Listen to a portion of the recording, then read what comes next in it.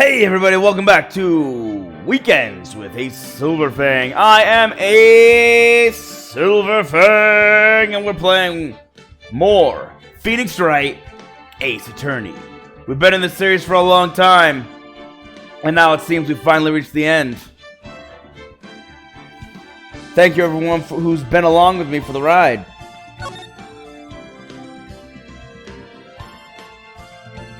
But we're in the last part. Well, the last, maybe 2 parts? For this last part of the trial. We've resolved what's going on. We know how it all happened. Mostly. But we're about to talk to Maya. Our last witness? Question mark? Maybe. We'll see. So, bridge to the turnabout. Episode 5, Part 4-3, Trial. Time to savor it. We're at the end. Here we go. Let's do this. Let's prove Maya's innocent. Or, I guess, not guilty. February 10th, 3:36 p.m., District Court, courtroom number 7.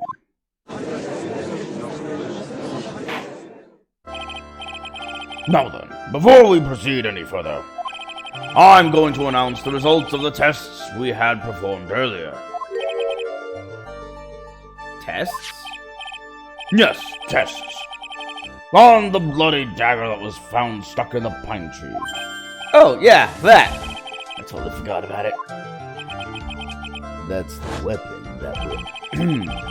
That's the weapon that Maya Fey used when she fought the victim. When she fought with the victim. So what are the results? Was it the victim's blood, or... Due to time constraints, a full test wasn't possible. However, there's one thing we can say with certainty. The blood that was on this dagger was not the victim's blood. That is all. Now then, let's restart this trial. So it wasn't Misty's blood on the dagger. Interesting. Then whose was it? Found stuck in a pine tree in the inner temple garden. The blood does not match the victim's.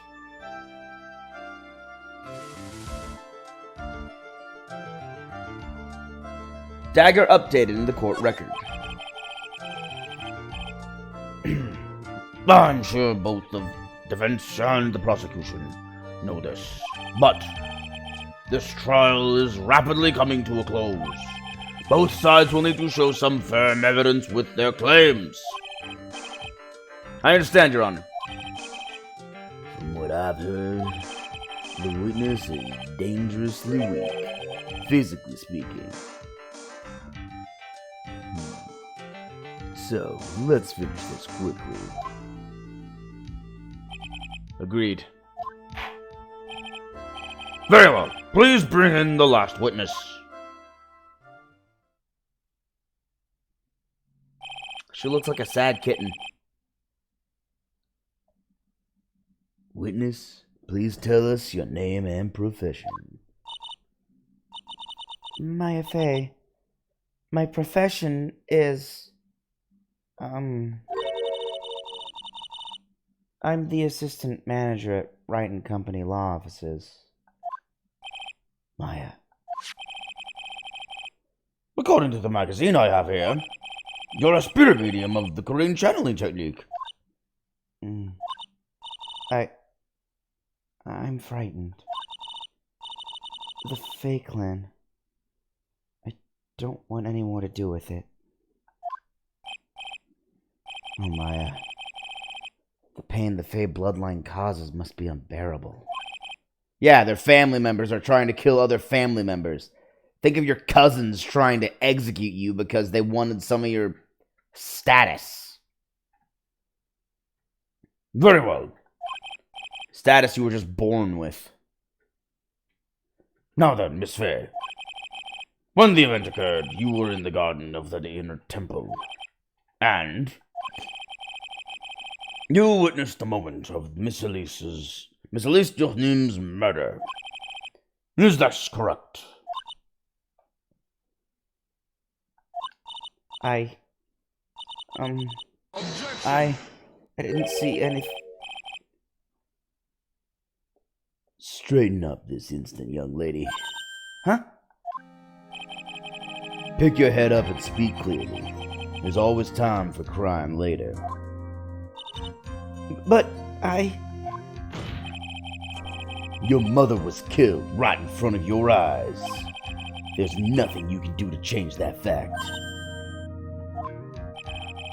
But there's something you can do. You can finish this. You've been watching the whole thing, right?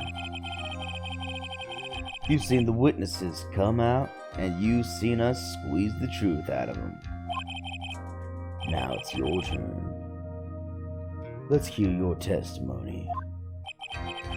On the night of the crime, what exactly did you see happen? Witness, if you please. Yes, Your Honor.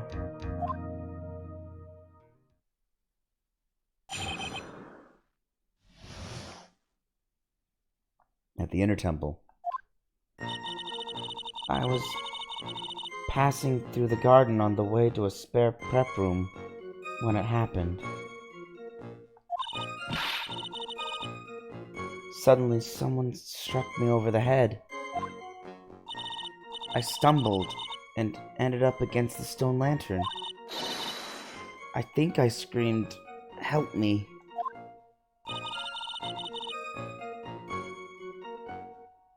Then something warm splashed over me. That's when I lost consciousness.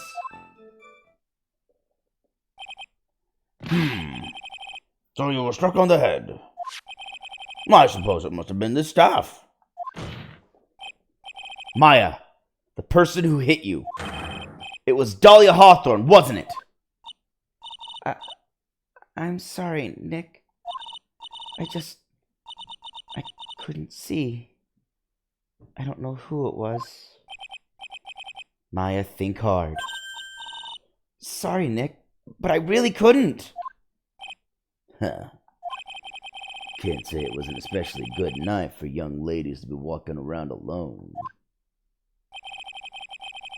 It seems that it would be hard to determine the criminal through testimony alone. Very well then, Mr. Wright, please begin your cross-examination. Maya, hang in there. She doesn't look well at all. At the inner temple.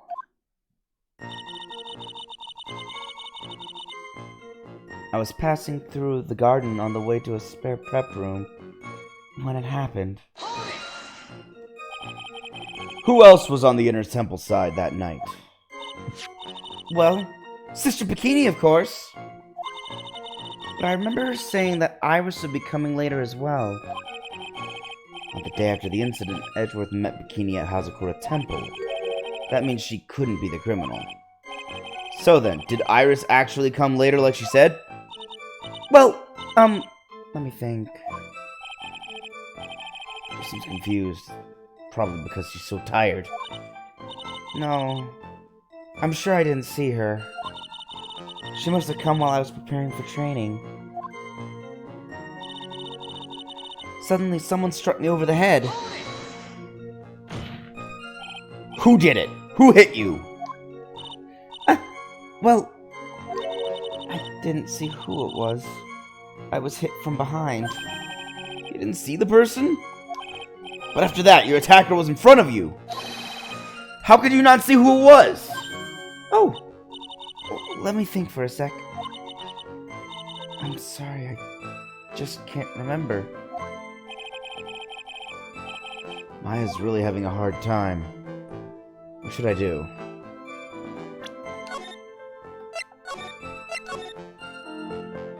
I don't trust myself.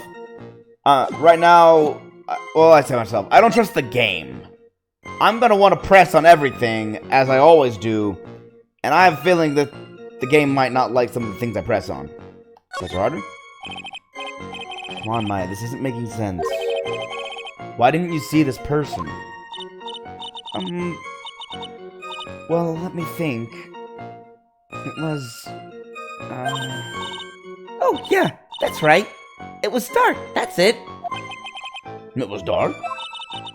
It's not good to have too much light around when someone is undergoing spiritual training.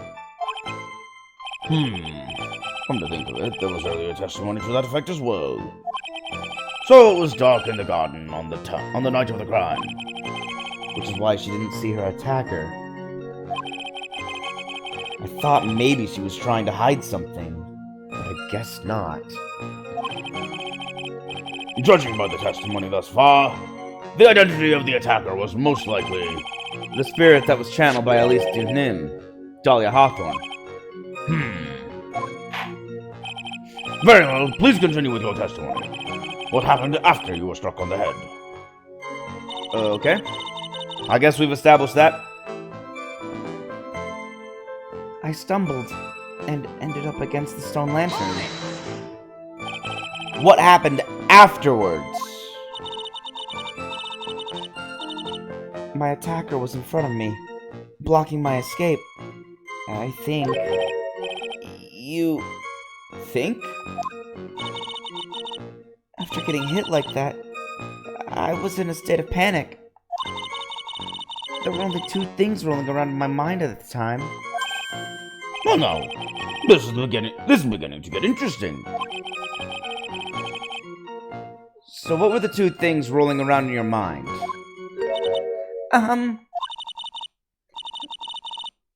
My name is Maya Fey. 1 + 1 = 2.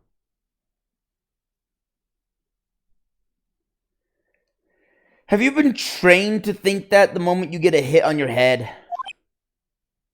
You see, for some crazy reason, I was afraid I was going to lose my memory.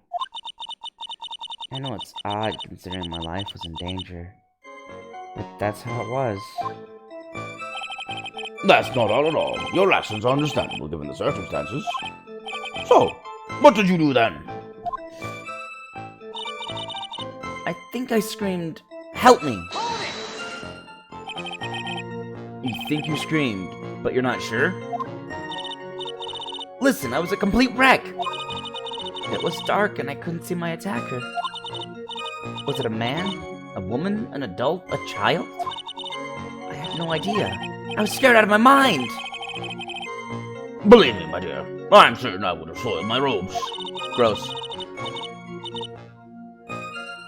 I thought this person might attack me, so I... Anyway, I'm pretty sure I screamed.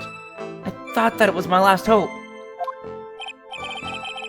Wow. Sounds like poor little Maya was out of her mind. Well, really was out of her mind. But I wonder what she meant by last hope. What do I do? Press it for more details? Yeah, why not? In this case, it's a question of...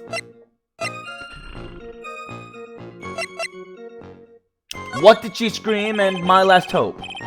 So you're certain that you screamed, "Help me"? I think so. Now that I think about it, yeah, that's gotta be what I screamed. Huh. Is it all that strange, Wright, for her to scream to help me? No, but... something about that bugs me. Why would you face someone that's trying to kill you and go through the trouble of screaming for help? Alright then, witness. Go on with your testimony. Oh! Okay. Okay. We're gonna go back and do it again. This time, get the other thing.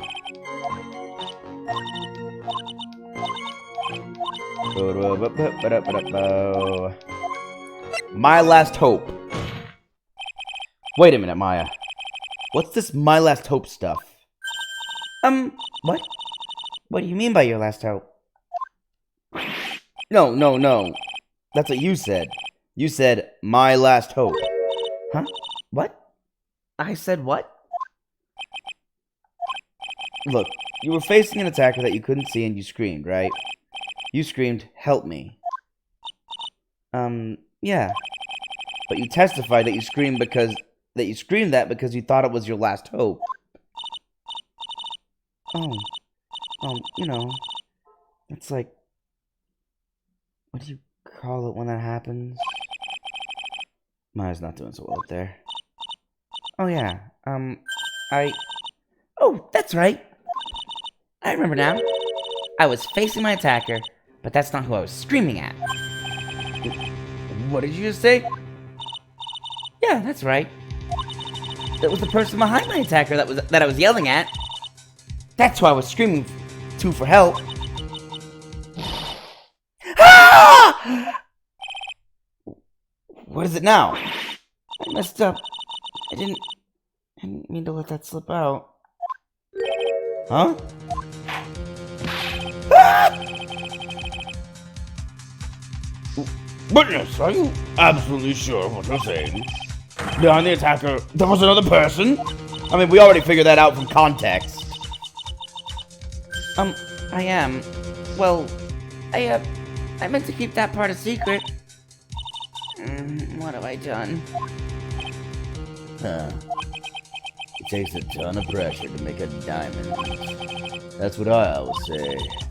A ton of pressure? You're in a court of law here. You can't make things up or try to hide things in this chamber. Witness, the information you just presented is vital to the case. I want you to add it to your testimony. Okay, I'll come back to that then. I could see the man behind my attacker by the light of the stone lantern. I'm gonna skip that part and I'm gonna come back to it. And something warm splashed over me. You don't mean... Was it... I didn't know it at the time, but... I think it was probably blood. She's saying that's when Miss Durnim, who was channeling Dahlia, was stabbed in the back by the killer? At that moment, I was paralyzed with fear. I was just sitting there, in the snow. I'm sure blood got on everything around me. That's when I lost consciousness. So what happened next? I don't remember. How were you saved? You don't even remember that? No. I haven't got any idea. I really don't know what happened at all. That's too bad.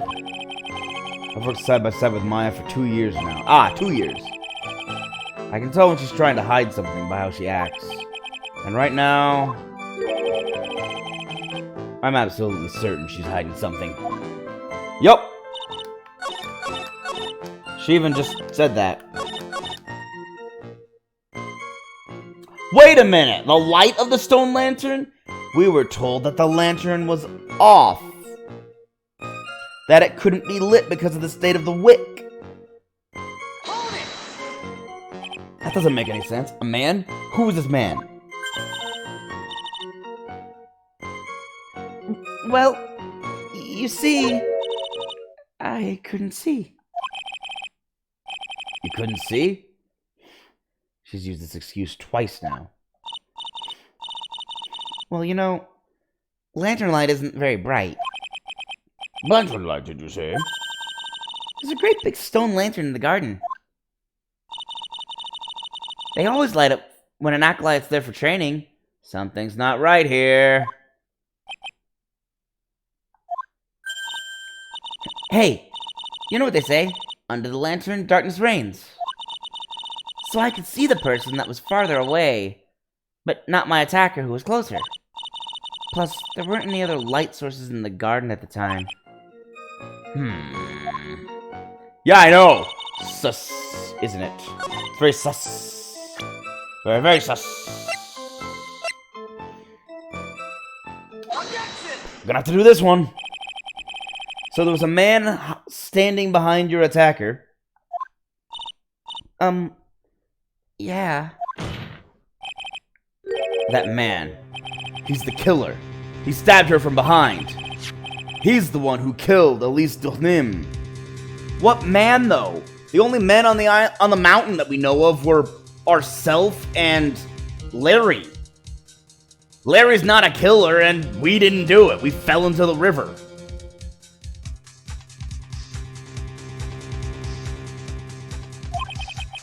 Otherwise known as Misty Faye, your mother. The killer? Maya. You know who killed your mother, don't you? What is the meaning of this, Mr. Wright? To be frank, Your Honor, I think she is in shock and quite confused. That's why she hasn't noticed the huge problem with her testimony. Huh? What do you mean? What problem? Maya, on the night of the crime, the stone lantern was out of commission. Huh? What? It's true. There was no light anywhere in the garden that night. No! Order! Order in the court! Mr. Godot, explain this! Mr. Godot, explain this! I'm trying to get his voice again. My voice is still hoarse, so it's a little hard to replicate it. Yesterday was just murder on my voice. Yesterday's stream, because all the voices I was going through was just exhausting. On top of which, Phoenix was yelling every one of his lines. So I had to yell all his lines. Ugh. So it's really hard to get into the judge's voice properly. Add the pureness of milk to the perfect, clear darkness of coffee. Stir. That is the state of the witness's mind right now. A cup of café au lait. A cup of café au lait. Café au lait? Is that even legal? Mr. Shright's words are the milk, and you are the spoon. Your Honor. I'm a spoon? I'm no spoony bard. I'm no spoony bard, I'll have you know. You must have noticed it too, Wright. This witness's mental state is highly unstable right now. It's not hard to understand why she would make a little mistake like that. Sorry, but that's not going to cut it. What did you say? If there truly was no light in the garden, then there's a fatal contradiction in the witness's last bit of testimony. Nick. May I? Recall the witness's statement about her attacker. She said she didn't know if it was a man or a woman, an adult or a child. And yet, the witness could describe the person that was standing behind her attacker. And she quite clearly described him as a man. In other words, that would have to mean that Maya actually saw our mystery person, despite it being so dark that she couldn't see the face of her own attacker. No!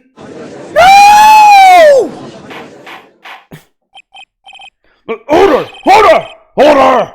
What is the meaning? What in the world does this all mean, Mr. Wright? Are you saying Miss Faye saw the real killer under pitch black conditions? Objection! Try. Do you have any idea what you're proposing? How could she have seen in the dark? There was no other light source at the scene. Objection! There was. There are some things you can only see in the dark, Mr. Godot. Maya, did you see who the killer was in the dark?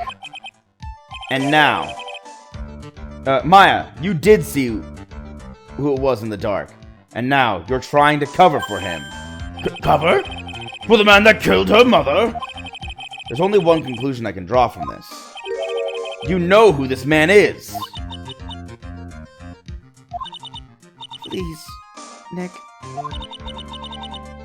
don't know anything. Please, I'm begging you.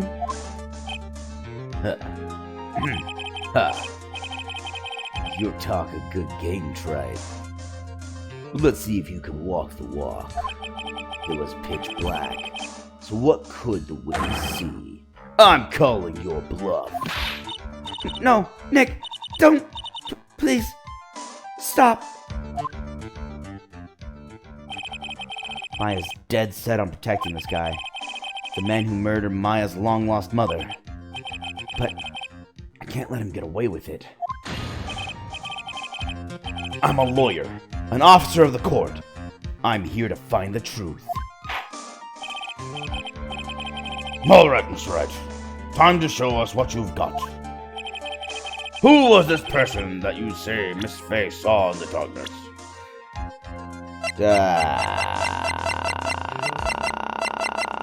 Well, says the guy. And since I can't even be an option, that leaves me with Godot, Gumshoe, Larry, Maurice, and Dahlia Hawk. Well, no, wrong one. And Miles Edgeworth.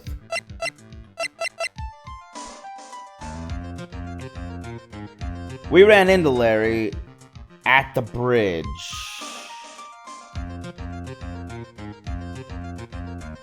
Oh boy, I don't know.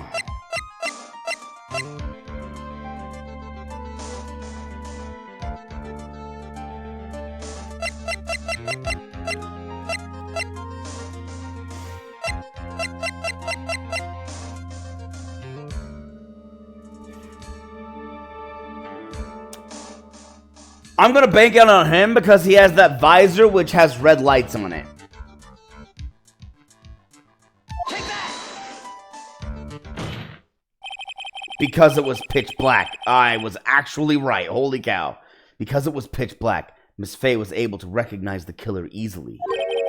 I'm sure the court would like to see it for itself how this is possible, yes? What? But how do you propose to show us something like that? It's easy. We just need to recreate the conditions of that night. Conditions? Your Honor, the defense officially requests that all the lights in this courtroom be turned off.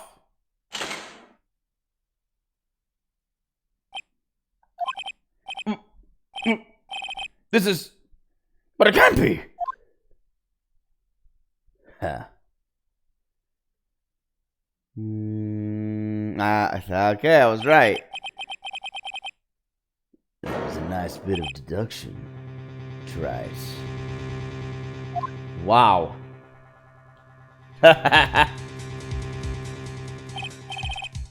Well, everyone, this is the man Maya saw on the night of the murder.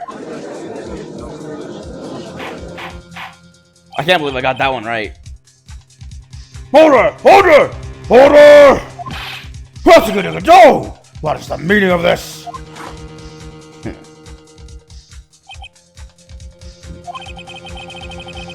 Surely you must be shocked to hear yourself accused of such a thing? Why aren't you denying it? Your Honor, you're asking the wrong person. What do you mean by that? You got a question? Ask the witness. That's one of my rules. Well, Maya, how about it? What you saw that night? Was it 3 glowing red lights? Well, witness, answer the question.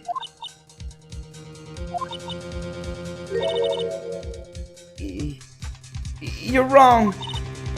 I never saw that. Maya. I thought the person that stabbed my mother was a man. For a totally different reason. What? Witness! Mr. Wright, am I... Stop your chattering, Your Honor. Chattering? If it's worth asking, ask the witness. That's one of my rules. All right. Well then, let's continue with the testimony. Please tell us how you knew the killer was a man. Yes, Your Honor. I didn't realize it up until after I woke up, but... Boom! Witness testimony. The killer! When I came to, I was just lying there on the training hall floor. By the time I got back to the garden, the place had totally changed.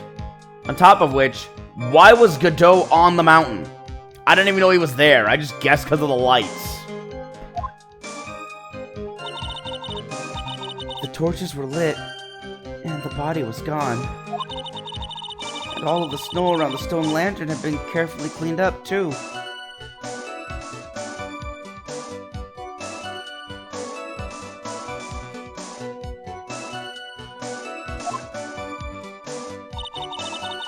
Since the person did all that work alone, I just assumed it was a man.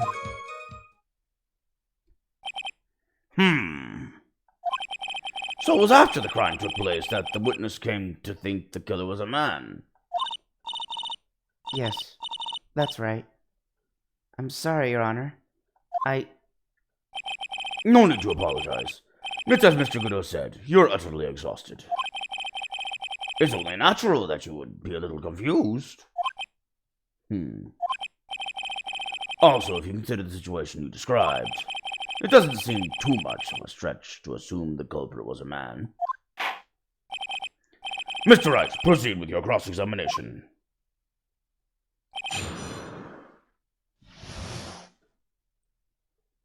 The killer. When I came to, I was just lying there on the training hall floor. So you lost consciousness when you were in the garden, is that right? Yes, I think. I think it happened when the victim was stabbed. So then the person that carried you into the inner temple? It could only have been the killer! That's what I think too. So the killer carried Maya into the inner temple. By the time I got back to the garden, the place had totally changed.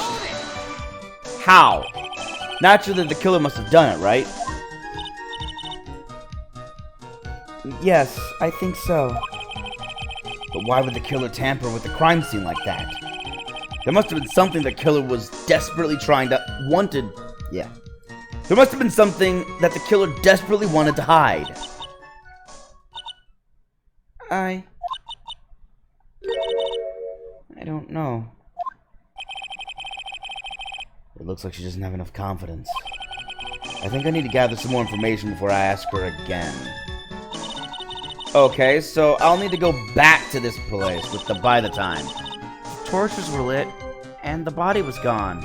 Okay, so whoever lit the torches lit them so that they could clean up the site of the murder. That makes more sense of why they were lit. I was wondering why the torches were lit. Oh, wait. The torches were lit? Yes. That's how I noticed that the whole scene had changed. I'm going to say it was the killer who lit the torches. I mean, who else could it be? The killer probably lit them since it'd be impossible to do any cover-up work in the dark. However, if that's true, there's one thing that still bothers me. Why did the killer go to the effort of moving the body? That's true. It's hard to see how that would be of any advantage to the killer. The only one who would gain anything from that would be the only person that was at the inner temple, Maya.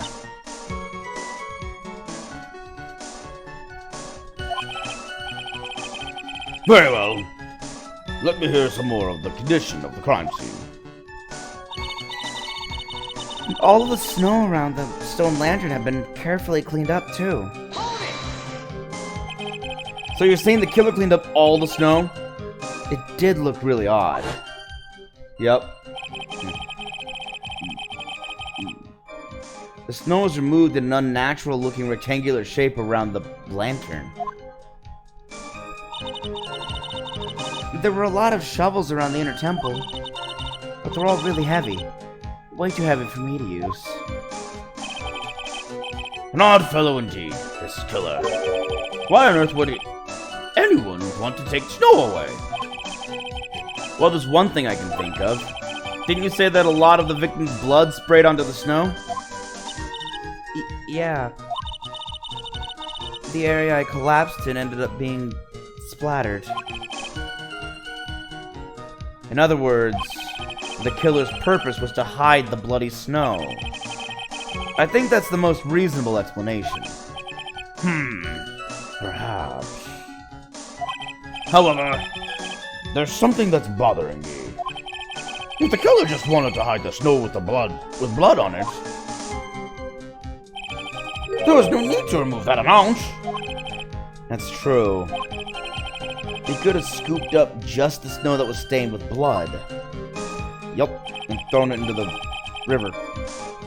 It looks like there are some mystery behind this issue. But I think this will help explain them. Since the person did all that work alone, I just assumed it was a man. I didn't explain anything. Sorry, Maya. So you're saying that you never saw the killer, right? Yes. But earlier you very clearly stated that you saw a man behind your attacker. Nick, I'm sorry. The killer certainly went through a lot of trouble. Moving the body by pendulum, manipulating the crime scene. But for what purpose? Why do all that? Maybe Maya knows more than she's letting on. Okay. Let's try this again now. Naturally, the killer must have done it, right? Yes, I think so. But why would the killer tamper with the crime scene like that? There must have been something that the killer desperately wanted to hide. The truth is, when I saw the crime scene, I felt something. You did? Yes. I felt like the killer was hiding the evidence for me. For my sake. What? Hiding it for you? Everyone knew that I was the only one at the inner temple that night. If Sister Bikini had come back and looked at the garden, she may have thought that you had done it. No, she definitely would have thought so. And you're saying that's why the killer cleaned up the crime scene to make it look like nothing had happened? Yes, I'm sure of it. Well, that's certainly an important piece of information. I want you to add that to your testimony. Yes, Your Honor. I think it was for my sake that the killer cleaned up the evidence of what had happened.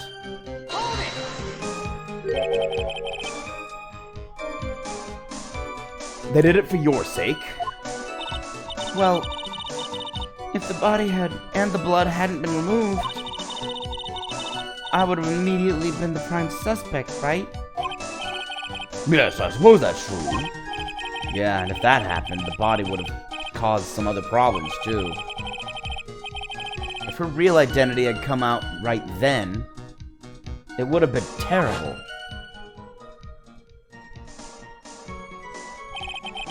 Master of Kurain killed by own daughter. I don't think Maya would have been able to handle it. But still, it's rather difficult to fathom the killer's motives. What reason is there to go through that much trouble to protect you?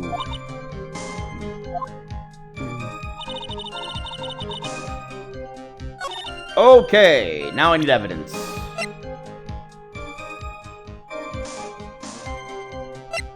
I don't know what evidence. Here, let's see if... The killer certainly went through a lot of trouble, moving the body by pendulum, manipulating the crime scene. But for what purpose? Why do all that? Maya knows more than she's letting on.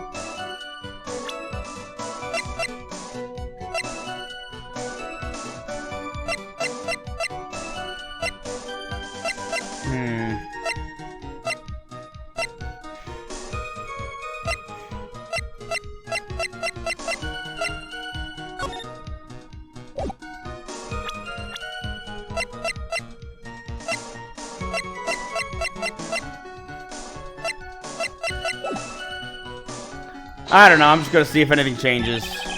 Says consciousness. Yes, I think that the victim. It could only have been the killer. That's what I think too. By the time going forward, yes, I think so. How did the killer have done that? The truth is, I think he wanted to do it for my sake. Yes, they clearly did it for your sake. Well, if the body of it. Yes, I suppose that's true. Yeah, okay, it would have been. Yep, and then she would have been blamed, and then mother killed by own daughter, Master Crane killed by own daughter, yada yada. But still, that's rather difficult to fathom on people's motives. What reason is it to go through that much trouble to protect you? Torch for letting the body is gone.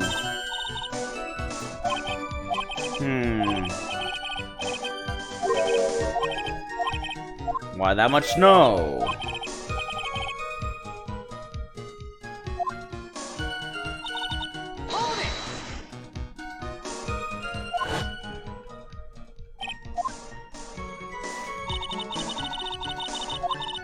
A lot of shovels that were really heavy. An odd fellow. Why would he do that? Taking blood. Yeah, but why make it in a rectangle?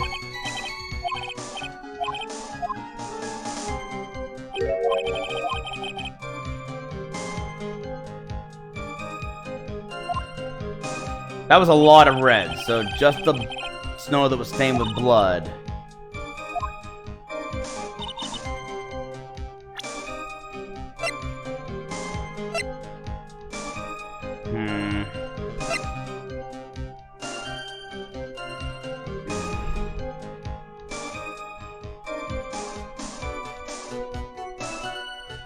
Wait a minute.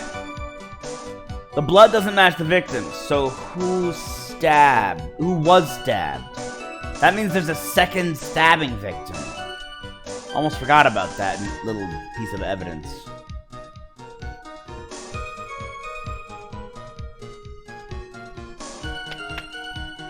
Let's see. And it wasn't the victim, which means...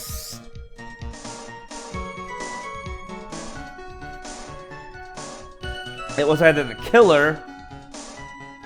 It could only be the killers, because no one else in this area was stabbed. Wait a minute. No, yeah.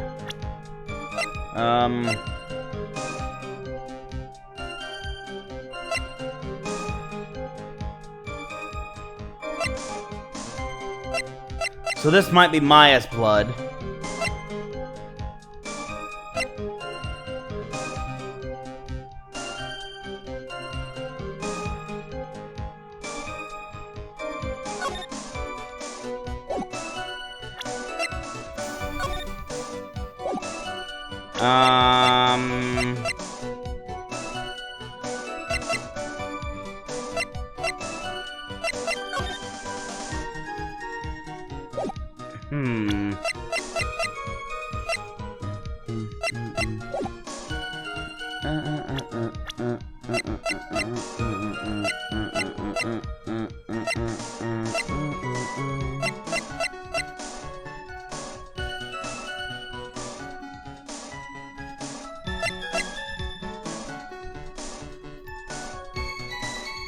I almost forgot this. Was out of the country, so he's completely out of the running for anything involving the crime. So he was out of the country at the time. Larry was there. We were there. He might have been there. He wasn't there. But who else would be strong enough? Definitely not Bikini because of her back. There's not many people. Why would the snow have been cleaned up?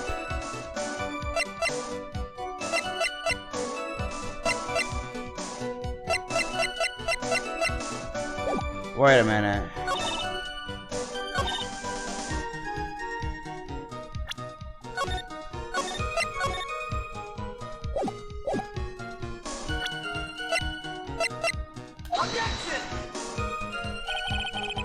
Nope.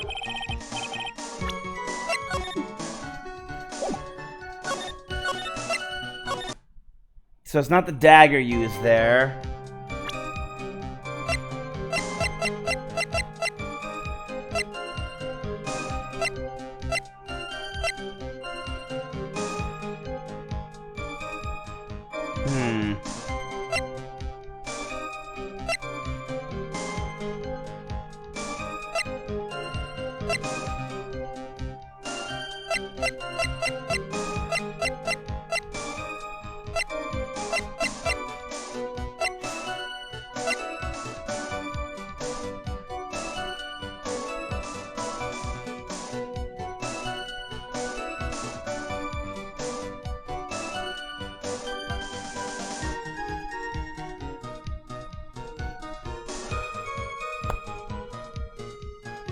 It makes sense.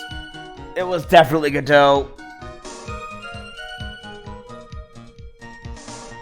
It was 100% Godot. He can't see red, so he can't see blood. And he cleaned up all that space around the lantern because he couldn't see the blood, but he knew there was blood there. So he just cleaned all of it up. All the snow to make sure he got it.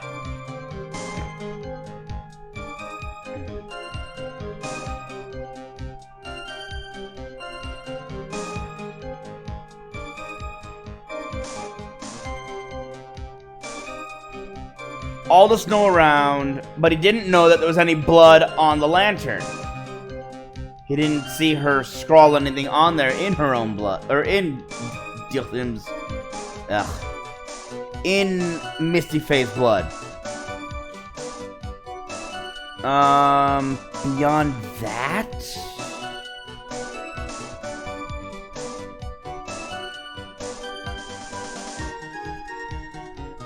He didn't see the dagger because it was behind. It had gone behind there, but we don't know who was stabbed with the dagger.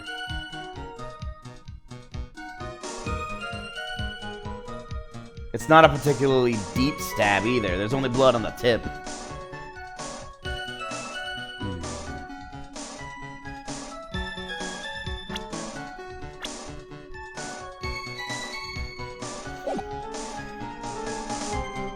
Maybe.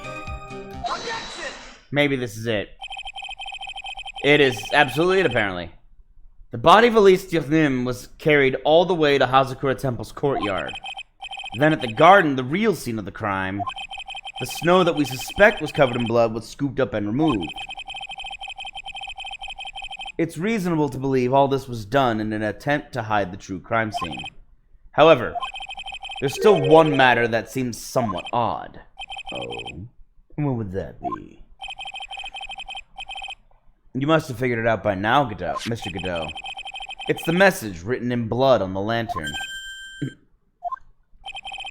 It was written very clearly on the white stone lantern. Maya. Upside down. If the killer was so motivated to protect Maya from suspicion, then why didn't they wipe the writing off the lantern? Ah! You're right!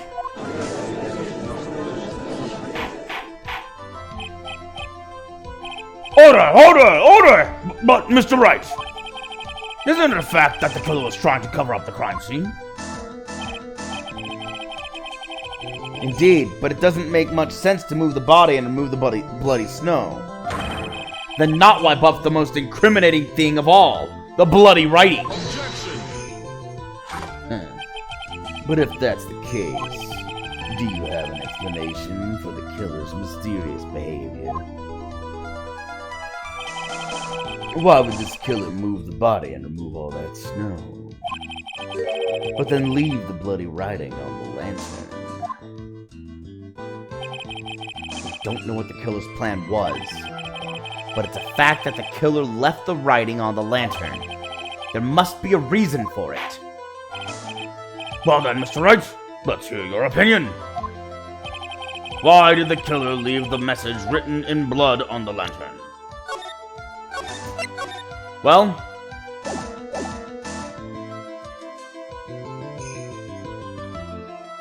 the killer wrote it. There's only one reason, and it's easier to spot than Sister Bikini in a bikini. It's because the killer is the one who wrote it. Huh? Too bad, Mr. Wright. Don't you remember the testimony of that rather pathetic, vile woman? I think I was stabbed. Anyway, I suddenly lost consciousness. But before I did, I scrawled her name on the lantern. I had hoped it would cast suspicion on Maya.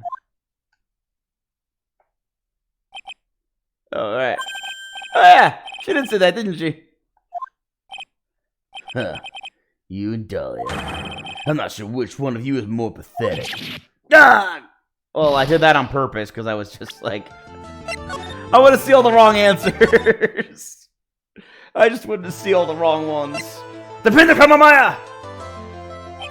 There's only one reason. One as obvious as John Armstrong in a thong on the Riviera. That's an elaborate analogy. The killer was trying to pin the crime on Maya. Huh?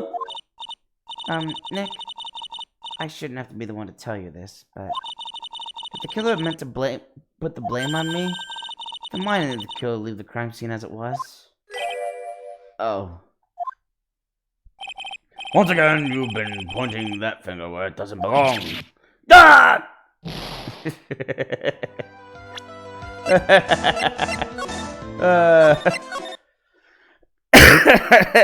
They let you do all these stupid answers that are obviously wrong. I don't know why they do this. But it is funny to see all the wrong responses everyone gives you for being wrong. The killer didn't notice it. Prosecutor Godot, earlier in this trial, you gave me some good advice. Once you eliminate the impossible, whatever remains must be the truth. Maybe you're not as dumb as I thought. The real killer wanted to disguise the fact that the crime had occurred there. If that's the case, they wouldn't have left the bloody writing on the stone lantern on purpose. Therefore, it must mean that they didn't notice it. But that doesn't make any sense. The torches were all lit and everything. There's no way any normal person would miss something like as glaring as that.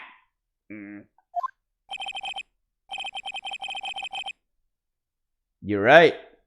There is no way any normal person would. What? What are you trying to say, Mr. Wright? There's only one person involved in this incident who could have missed seeing the bloody writing altogether. And who would that be? Who is this person that could have failed to notice the bloody writing? Godot! Mr. Godot. This is what you said yesterday. My side is pretty messed up. Even with these huge goggles on my head, I still can't see everything. You can't see everything? Is that correct, Mr. Godot? This lantern was submitted as evidence today. I would like the court to think back to the moment it was first presented. This lantern! There's something written on it! Why? It's written in blood! Nonsense! This lantern, it's as clean as a whistle. Mr. Godot, just admit it. There are certain colors you can't see, correct? You can't see red on a white background, can you? Oh, that's what... Okay, so he can see blood, he just can't see blood on a white background. Like snow or white stone. That's right. We went through this once before. During the poisoning case at Très Bien. This is the apron that light... I forgot about this! Wow, talk about a setup. This is the apron the delightful Miss Berg was wearing at the time. And somehow spilled coffee on. There's something still bothering me, Mr. Godot. Why have you not explained the bloodstain to the court? Bloodstain? What bloodstain would that be? Don't play games, prosecutor! The blood-colored stain that's smeared all over the apron! That's ridiculous. No one told me anything about a bloodstain.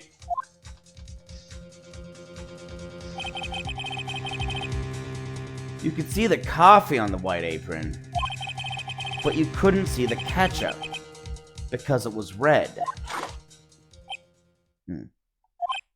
Ha! It's strange. In a black and white photo, those letters would have appeared black to me. I wonder, why am I the only one that can't see them? So then, Mr. Godot, are you admitting it? Are you admitting that you can't see the red writing on the lantern?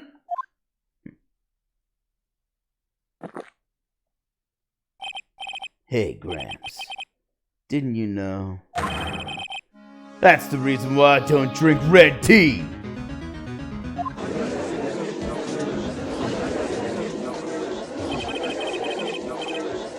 I wasn't sure about it until now, but I just can't believe it.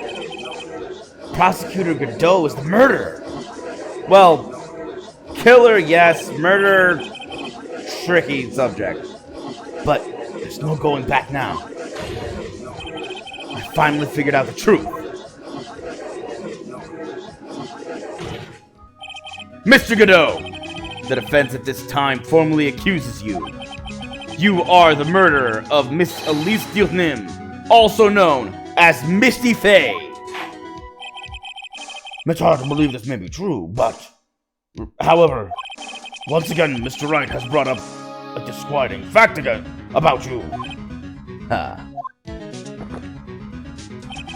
Just make sure you don't fill out the indictment in red ink, Gramps. Come on. How does a little graffiti make me into the killer? Besides, it's not like it's my name that's written on there. I'm certain that the killer wasn't able to see the color red. This is rich. Do go on, Wright. The answer's right there at the crime scene. In the snow. The snow? How so? Well, for example, why did the killer move all that snow? Your Honor, you said it yourself. If he wanted to hide the bloody snow, why not take out just that area? Yes, why didn't he take just that area? Ah! Could it be? Yes, the killer couldn't see the red blood that had seeped into the snow. And so he had to remove all of the snow. He couldn't be sure of where the blood had landed. So he removed the whole area. Objection! Isn't it more likely that the killer couldn't see the blood because it was dark? Not a chance. The torches were all lit. He would have been able to see just fine. It seems that once again this trial has taken an unexpected turn, to say the least. Can you explain this, Mr. Godot? Hold it. Hold it! Wait just a minute. Maya. What is it, witness? Mr. Godot isn't the killer. After all, he didn't even come to the Inner Temple until 2 days after the murder took place. He didn't show up until after that old bridge got fixed up. Objection! Maya.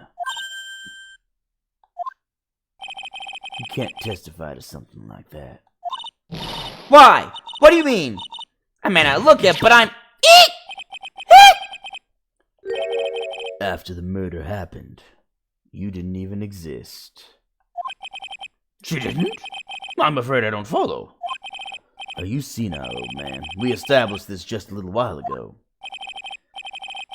After the murder, this witness was unconscious for a long time. Because she was channeling Dahlia Hawthorne. Oh, that's right. Please, Your Honor, let me add to my testimony. Nick, please listen to me. Maya. Do you plan to cover for Godot no matter what the cost? If that's the case, then I've got no choice. Your Honor, let's hear her testimony. If it means we're going to hear the whole truth, I say we should not silence her. Ha! Nicely done, Wright. Very well, let's hear the witness's testimony. Please tell us what happened at the Inner Temple after the murder. Yes, sir. After I woke up, I began channeling, and my spirit left me, as it were. But little Pearlie was there at the Inner Temple, too. She was. She was there. And she never said anything about seeing Godot. She doesn't like the man. She punched him. Like, she's made it very clear she doesn't like the guy. After the incident. Pearly was also stuck on the Inner Temple side that night. Yep. The next morning, she looked around but couldn't find anyone. The next day, when the bridge was finally fixed, she was in the spare prep room. That's when Mr. Godot arrived at the Inner Temple for the first time. He found Pearly first, and cheered her right up. Who is this Pearly? That's my little cousin, Pearl Fay. So when did you hear about this? Oh, just a little while ago, when I was in the medical office. I'm terribly sorry. But what you heard from someone else is simply not admissible as testimony. What? Come on! Pearly would never tell a lie. She's a way more honest person than I'll ever be. Real smart, Maya. You always know the best thing. Real smart, Maya. You always know the best thing to say when you're under oath. Ha. The prosecution has no objection. We believe the witness. Mr. Godot. Let's just move on to the cross-examination, if the defense has no objections. This is highly unusual, but... Well, Mr. Wright? Let's get this cross-examination started.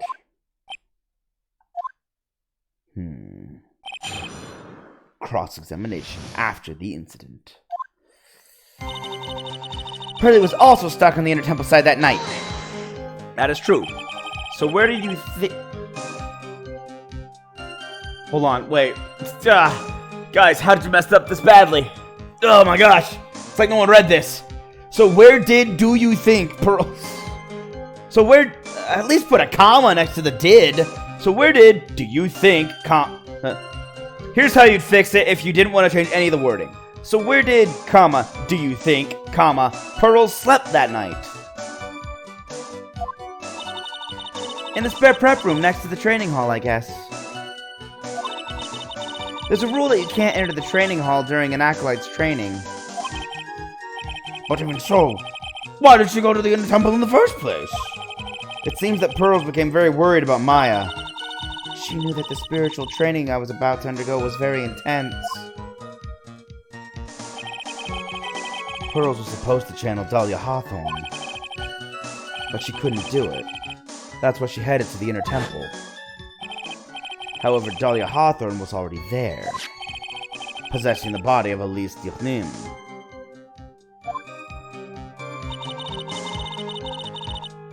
The next morning, she looked around but couldn't find anyone. She searched the entire temple side, end to end? Well, you see, Pearly gets pretty scared when she's alone. And there weren't that many places to look. She says that she even went back and forth several times.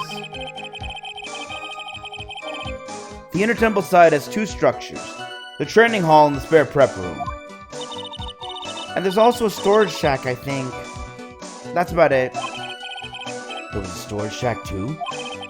Pearls was looking for other people, right? Would she have really examined a storage shack all that carefully? Well, if it was me, that'd be the first place I would investigate. So that means it's possible that someone may have been hiding in the storage shack. The next day, when the bridge was finally fixed, she was in the spare prep room. Pearls didn't hear the sound of them working on the bridge.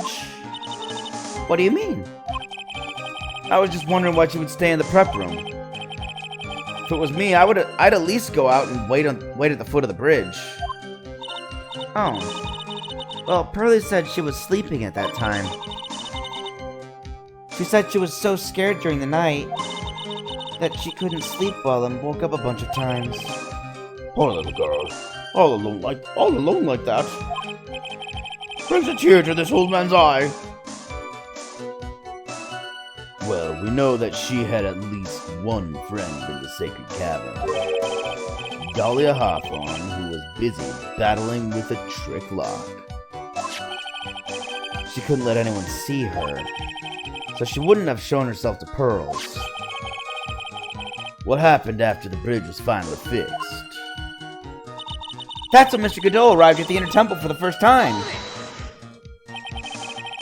So it was your first time on the Inner Temple side, Mr. Godot? That's funny. Am I imagining things, or did the defense ask me a question? Mr. Wright, please save your question for the witness. What you heard from someone else is simply not admissible as testimony. Those are your words, Your Honor. Touché, Mr. Wright. Oh well, what do you have to say, Mr. Godot? Hot nights and even hotter coffee. That's what I always say. It's February! If it hadn't been for this case, I never would have visited there. Okay, fine. Technically true. A freezing cold temple in the mountains? I think I'll pass. So he had never visited Hazakura Temple or the Inner Temple, huh? Ha! You want to say something, Try? In any case, I have to find the crack in Godot's armor. Well, I cross-examine Maya, that is. Very well, please go on with your testimony. After fixing the bridge, the policemen came over to the Inner Temple side, right? Yes. Then Mr. Godot... he found Pearly first, and cheered her right up. He cheered her up? That's what Pearly said. She said he was a very nice older gentleman. Thank you for looking after my cousin, Mr. Godot. And here I was thinking you were nothing more than a coffee addict. Ha! Cut it out. You make me blush. This guy's really beginning to get on my nerves, in more ways than one. The truth is, there aren't that many places to look on the Inner Temple side. The policemen were all busy going over the garden with fine-tooth combs. So I decided to carry out an investigation of my own way. Godot style. I'm the same way. I like to hand down my verdicts in my own way. Judge style. Maybe I should ask some questions. Phoenix style. I actually like that. Maybe I should ask some questions Phoenix style. Finger pointed! That's Phoenix style. You gotta point that index finger.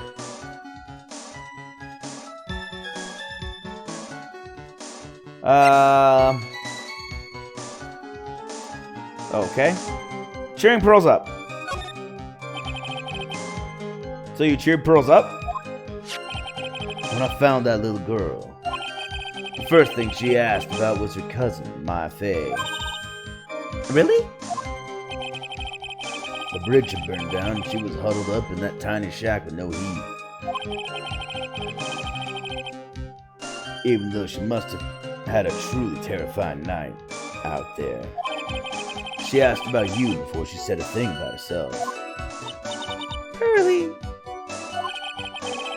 I noticed that you weren't anywhere on the Inner Temple side, but I couldn't find it in me to tell her that. So I gave her my last cup.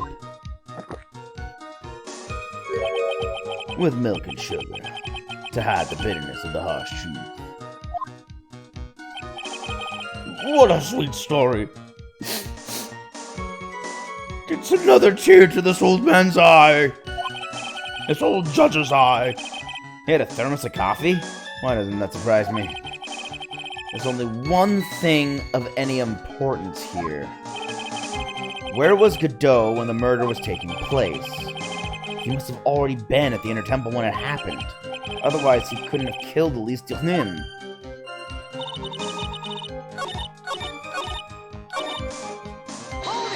Let's find out what the other thing is. We cheered her up, yada yada, da boom, skibbity up, boom, ba dee, ba doop, eh.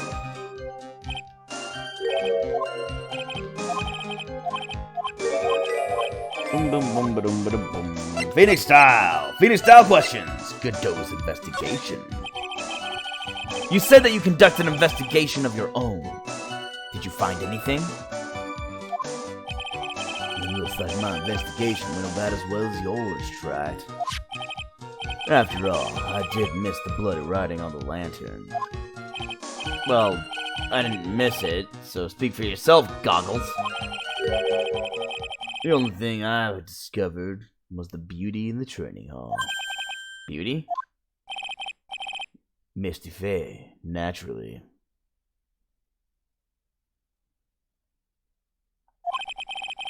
Clad in her stunning Japanese garb, surrounded by the hue and aroma of Western tastes. Misty Faye covered in gravy. Western taste? Can you find a stranger way to describe gravy? So, from there you headed for the prep room? Wait a sec. What did Godot say just now? I think I found his proverbial weak spot. There's only one thing of any importance. Oh, crud. His proverbial weak spot.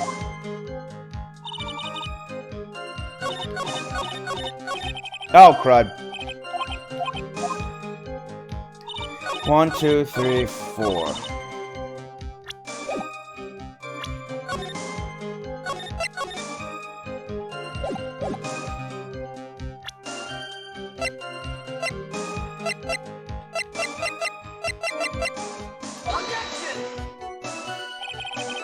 No. No, it's not the gravy picture. Okay, I'm gonna need to...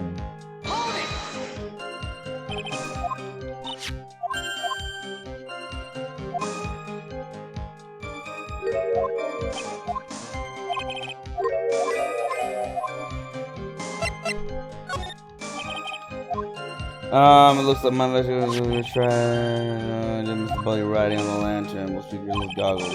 Only odd thing I discovered was the beauty in the training all covered in gravy.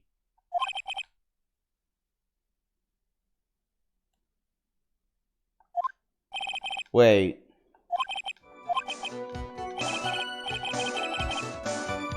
He identified Misty Faye.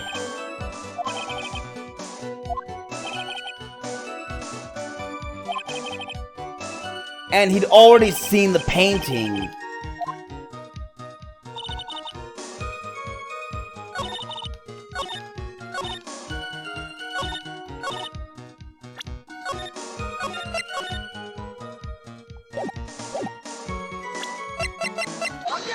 He'd already seen the picture. Mr. Godot. The first time you crossed Dusky Bridge and went into the Inner Temple was long before the murder took place.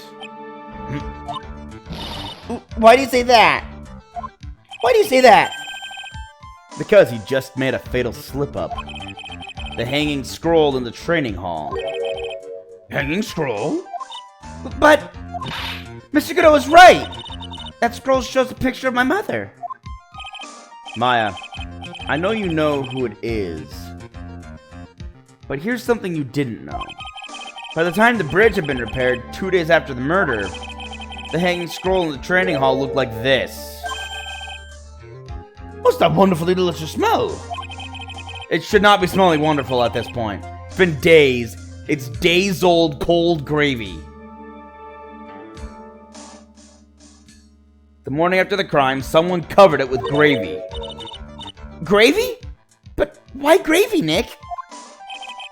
Because gravy was much more than a condiment to the culprit. Well, Mr. Godot, if you really hadn't seen the hanging scroll until after the murder, you wouldn't have had any way of knowing that it was Misty Faye. Hold it! Hold it! Wait a minute, Nick. Yes? Take another look at the hanging scroll. Look, at the top! There's a crest there! Ah, that.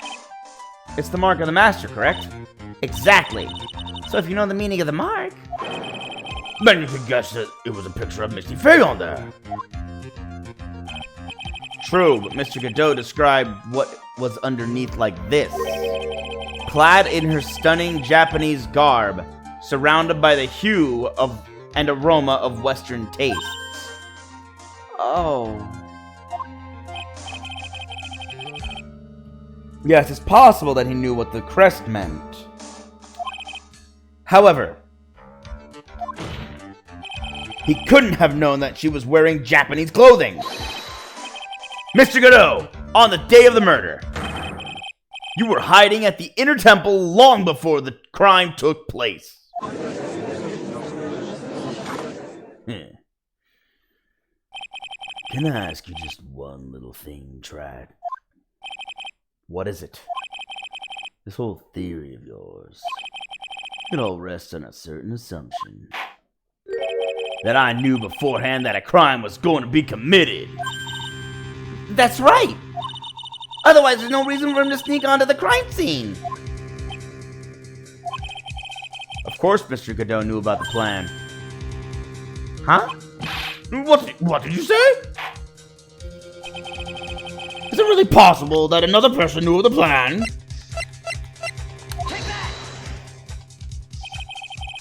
This crime was actually planned over a year ago.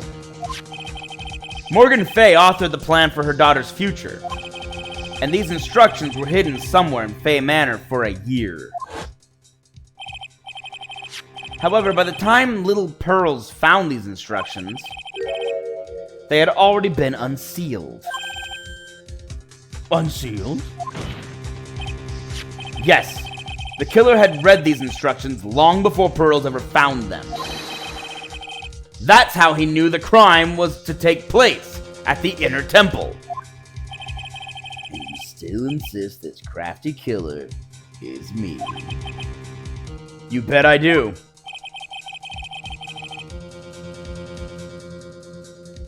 But you just said that the instructions were hidden. That's right!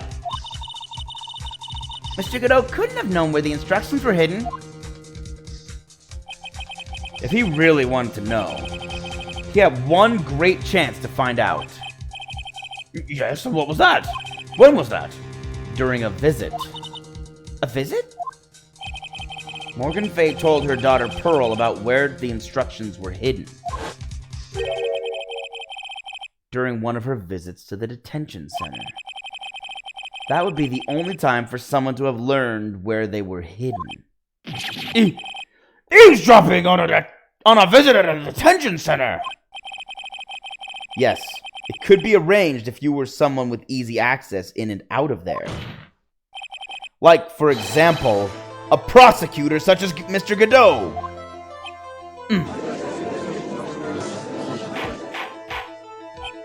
Order!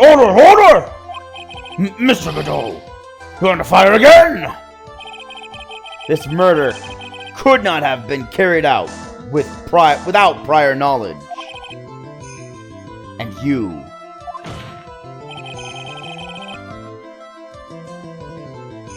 were the only one that could have acquired this information before the murder.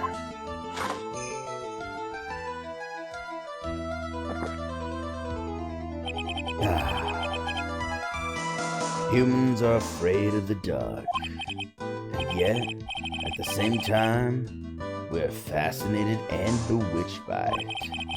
Maybe that's why humans drink the darkness that is coffee.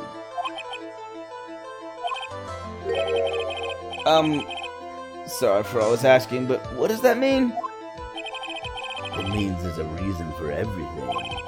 According to your theory, the killer is in this case, eavesdropped on a conversation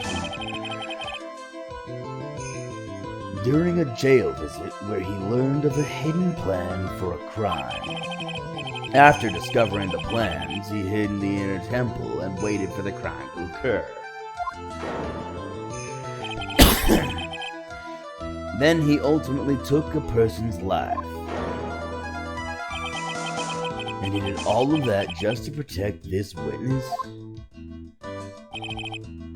That's right. If you're accusing me of this crime, I have to ask you, why would I do this? This girl is nothing but a stranger to me. I've got no reason to go through that kind of trouble to protect her. I am what you see. I am certainly not the type to rescue a damsel in distress. The killer's behavior is certainly extreme. for lack of a better word. We're gonna save again. Even considering that the killer wanted to protect this witness's life, his behavior is still a little too unnatural. However, you had a good reason, didn't you, Mr. Godot? An unshakable reason that forced you to protect this witness at all costs. I knew it. You figured it out, haven't you, Nick? Maya, I guess you were doing your best to cover for Godot. For the same reason, huh?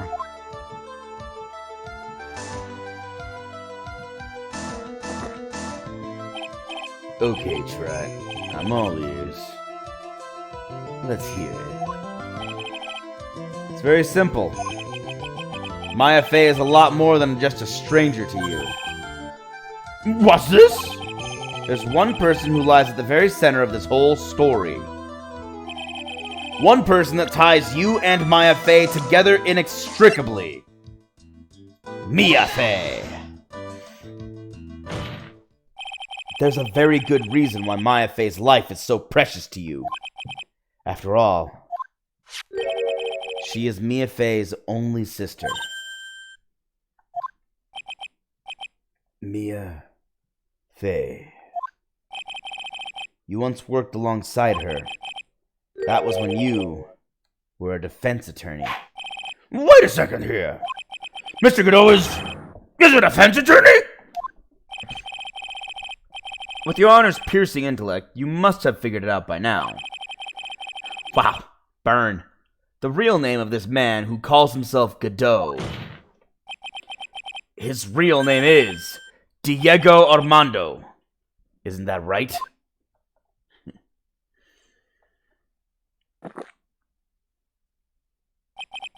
The last time someone called me by that name was over 6 years ago.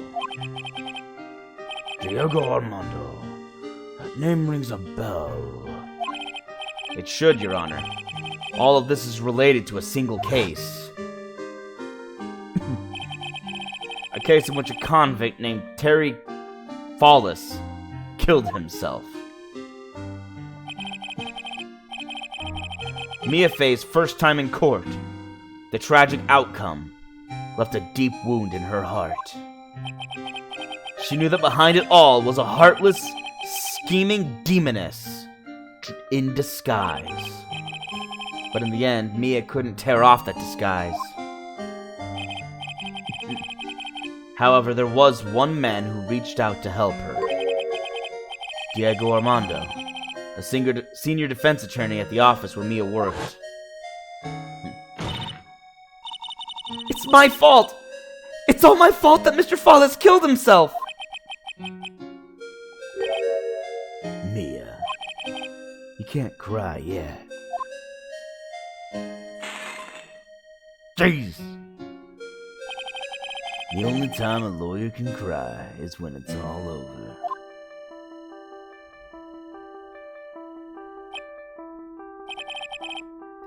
I was moved by her. Sorry. I was moved by her. The way she put all her faith in her clients. That pure, sweet heart of hers. That's why I could never forgive Dahlia Hawthorne. Mia and I thoroughly investigated that fake kidnapping incident. Then one fateful day, Dahlia wanted to meet with me. It had been 6 months into the trial. We met in the courthouse cafeteria. Ah! I just remembered! 6 years ago, right here in this courthouse! You were poisoned! Even I didn't see it coming. Dahlia Hawthorne slipped some poison into my coffee. Some newspapers called at the time of the Some newspapers at the time called it a murder. But very little information about the case was released to the press. But you weren't dead at all! No official reports ever actually called it a murder. I was just in a deep, deep coma. I see. My body shut down, and my life became nothing but a long, deep sleep. That woman's poison did a real number on my central nervous system. I lost my sight, and all of my hair turned white due to the damage it caused. That's terrible. Apparently, it was a miracle that I ever regained consciousness. 5 years had passed since I drank that poison brew. And one morning my eyes flew open from the smell of a doctor's cup of coffee. 5 years? You were asleep for 5 years? And the worst possible news was waiting for me.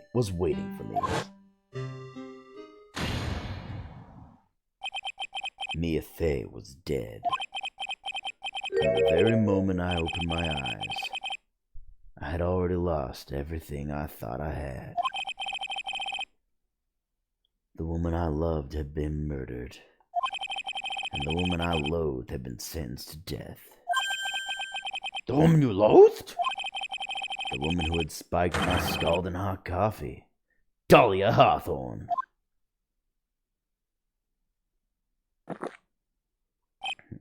Ha! Good old Mia. She didn't let me down. She got her revenge before she checked out. In the end, there wasn't anyone waiting for me when I woke up. That's so sad. For someone like me, for someone who had slept away their best days, there were only 2 reasons left to live.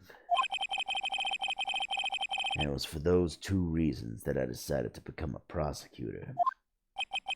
If I may ask, what were your 2 reasons to live? The first was you, Wright. Huh? Me? If I hadn't drank that stupid poison, Mia Fey never would have died, much less the way she did. You were the only one who was there to protect her, but you let her die. It was all your fault. It wasn't like that. I wanted to see for myself what kind of a man you really were. So that's why you became a prosecutor? My other reason for living. She goes by the name of Mia Fey. Huh? You mean me? You were the only way I could make up for the sin of not saving Mia. 1 year ago, when the Kurain village incident was resolved, it was obvious Morgan Fey was planning something. Whatever her evil plan was, I was determined to stop it.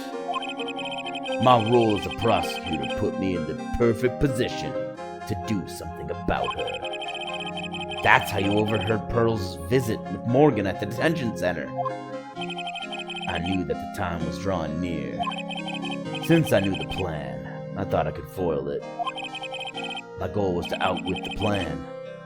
I thought if I could do that, I could keep that girl from being caught up in it. That makes sense. If Pearls had known that the actual purpose of the plan was to kill Maya, she never would have helped out. Finally, the day of the plan was drawing near. I contacted both of my accomplices. Accomplices? Iris of Hazakura Temple and Misty Fey. Oh, so Iris and Misty Fey were both aware of this. Okay, so they were trying to stop it. That paints it all in a different light. I especially needed the help of Iris. She was to take the fall in my backup plan in case we couldn't control Pearl Fey. But how did you contact my mother? She'd been missing for almost 20 years! Officially, yes. What? What do you mean officially? You've heard about it, haven't you? About the strong ties between the main family and the government? Now that you mention it, Bikini did say something to that effect. She said that the Master of Kurain had great authority. Even without her official position, Misty Face still wielded great influence. The police have been keeping an eye on her movements all this time. That's how I was able to contact her. Again, because of my position as a prosecutor. So my mother was cooperating with you?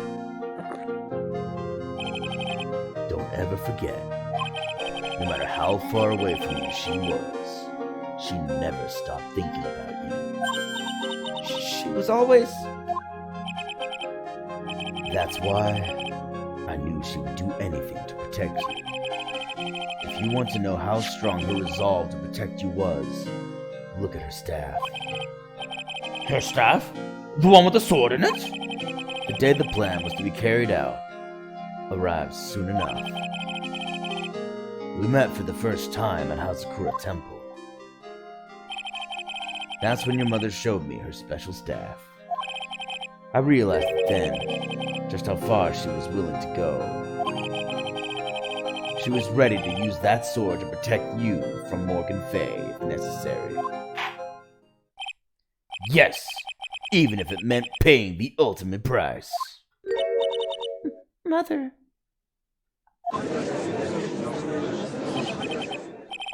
That night, the night of the crime, there was just one way to stop Morgan's evil plan. You mean pearls, don't you? We had to make sure she didn't channel Dahlia Hawthorne. Well, Pearl, what are you going to do tonight? Well, If you'd like, you can come to my room. Perhaps we can read some books together. We thought we could prevent her from playing her part in Morgan's plan, but she never showed up. She was worried and followed me to the inner temple. That was the thing we were most afraid of. And that's why Misty Fay had to do the channeling herself. She channeled Dahlia Hawthorne into her own body. What? What do you mean? But she channeled the spirit first. Then Pearls wouldn't be able to do it herself. As Master of Kurain, Misty Fay's power was supreme. So that's how it went down. She channeled Dahlia Hawthorne so that Pearl Fay wouldn't be able to.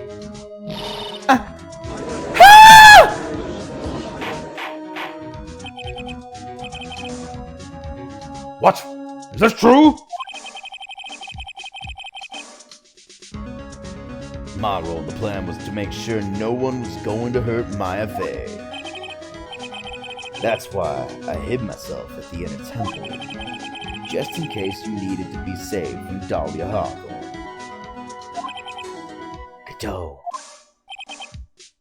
Anyway, that's all I'm going to admit to.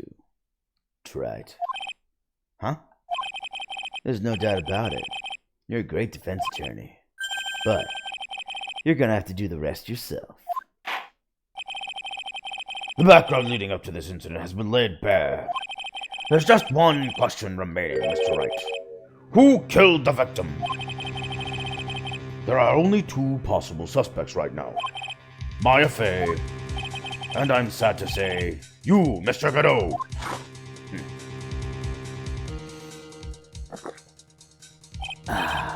Well tried. If you're the real deal, then finish this thing once and for all.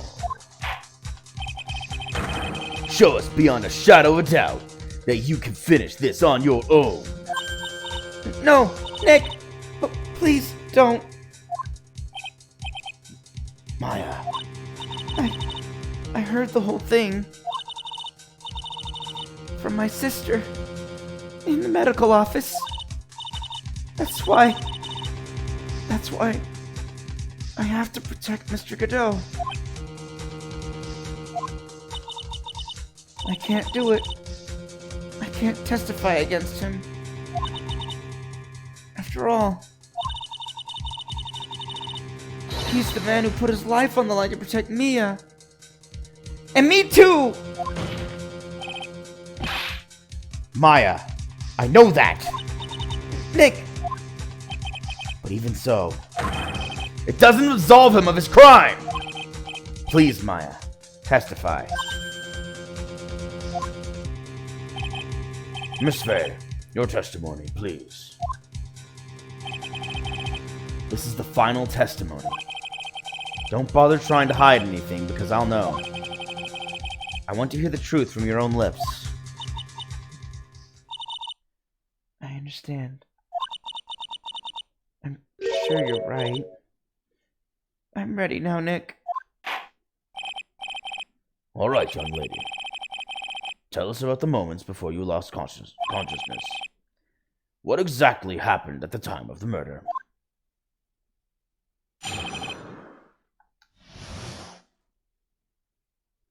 The time of the murder.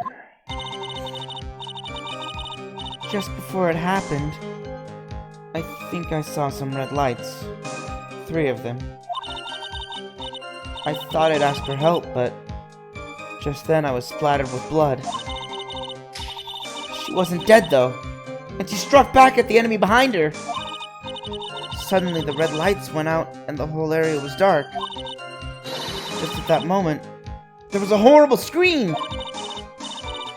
Right after that, Dahlia collapsed, and I lost consciousness. These red lights. I thought you said you don't remember seeing them. I'm sorry. I thought I saw them, but then they disappeared all of a sudden. Things break, Trey. Even the best of theories. Who was it that stabbed Misty Fay? It looks like you still can't prove it. Maya's telling the truth this time. I know it. The rest is up to me. Well then, Mr. Wright. Proceed with your final cross-examination of the witness. They're really building up this final part. I think this is the last part of the story. So I think the story's almost done. The time of the murder. Just before it happened, I think I saw some red lights. 3 of them. Lights shining in the dark? I don't think you could make a mistake about that. Yeah, you're right. I think I saw them, but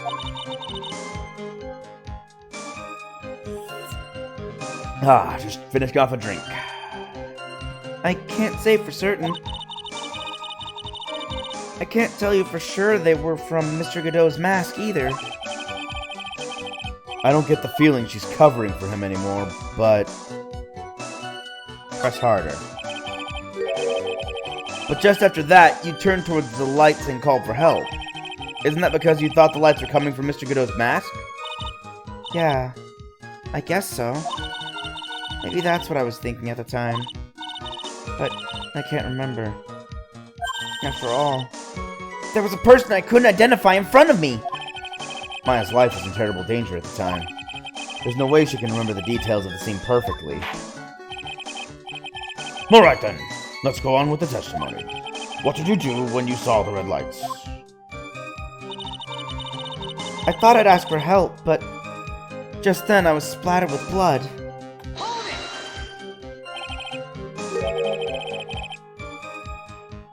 That blood. Was it Dahlia Hawthorne's blood?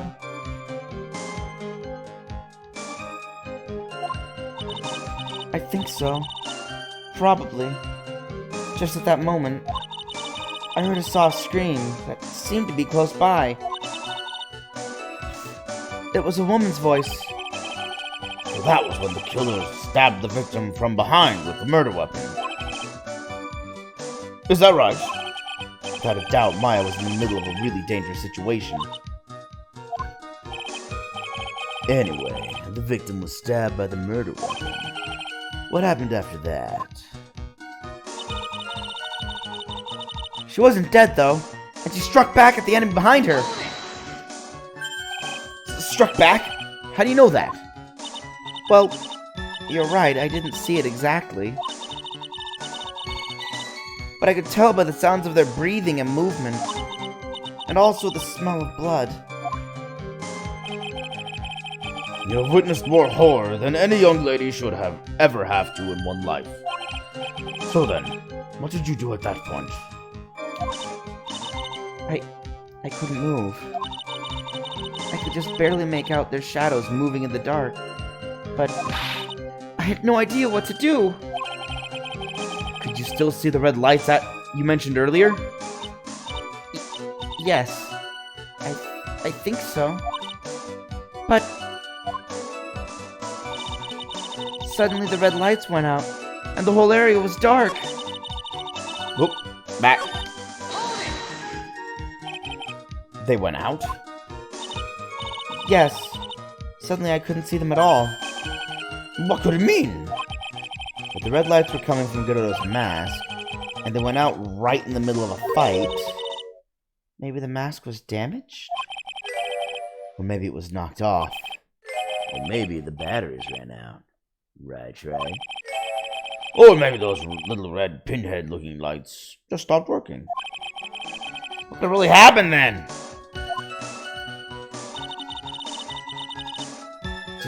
Just at that moment, there was a horrible scream. What do you mean by just at that moment? Do you mean the moment when the red lights went out? Yes, that's right. The scream that you heard then, was it Dahlia Hawthorne? I don't think so. I'm pretty sure it was a man's voice. What?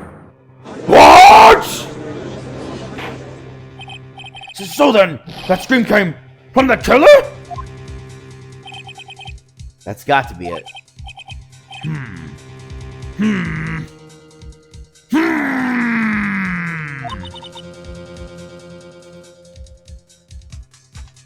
I think Dahlia Hawthorne must have taken the blade and attacked the killer with it.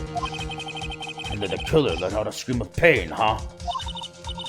After that, the killer stole the blade back and delivered the final blow, I guess. Well, Mr. Wright, it seems to make sense to me. It sounds like a reasonable deduction, but I still kind of wonder.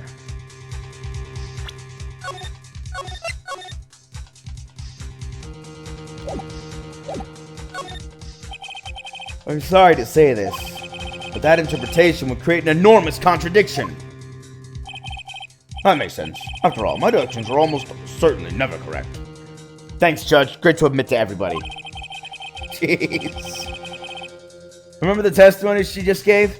Before the killer let out a scream, Maya said she had already been splattered by the victim's blood. In other words, the blade and the staff had already been plunged into the victim. Ah! Is that right? She couldn't have struck back with a sword that was already stuck in her body. The weapon that caused the killer to let out a scream must have been something other than the staff. If you are so sure about that, then don't keep us waiting any longer, Wright. There's only one thing I can think of. I could have been used as the weapon here. If Dahlia Hawthorne had been stabbed in the back by the staff, what could she have used to strike back at the killer? Okay, I'm going back. Don't worry. That's why I saved. I wanted to make sure that sounds about right. I think that's exactly how it happened. Of course, after all, my deductions are almost certainly always correct. Alright, let's go on with the testimony. The killer and the victim were fighting ferociously. What happened then? Almost always correct. Almost always never correct.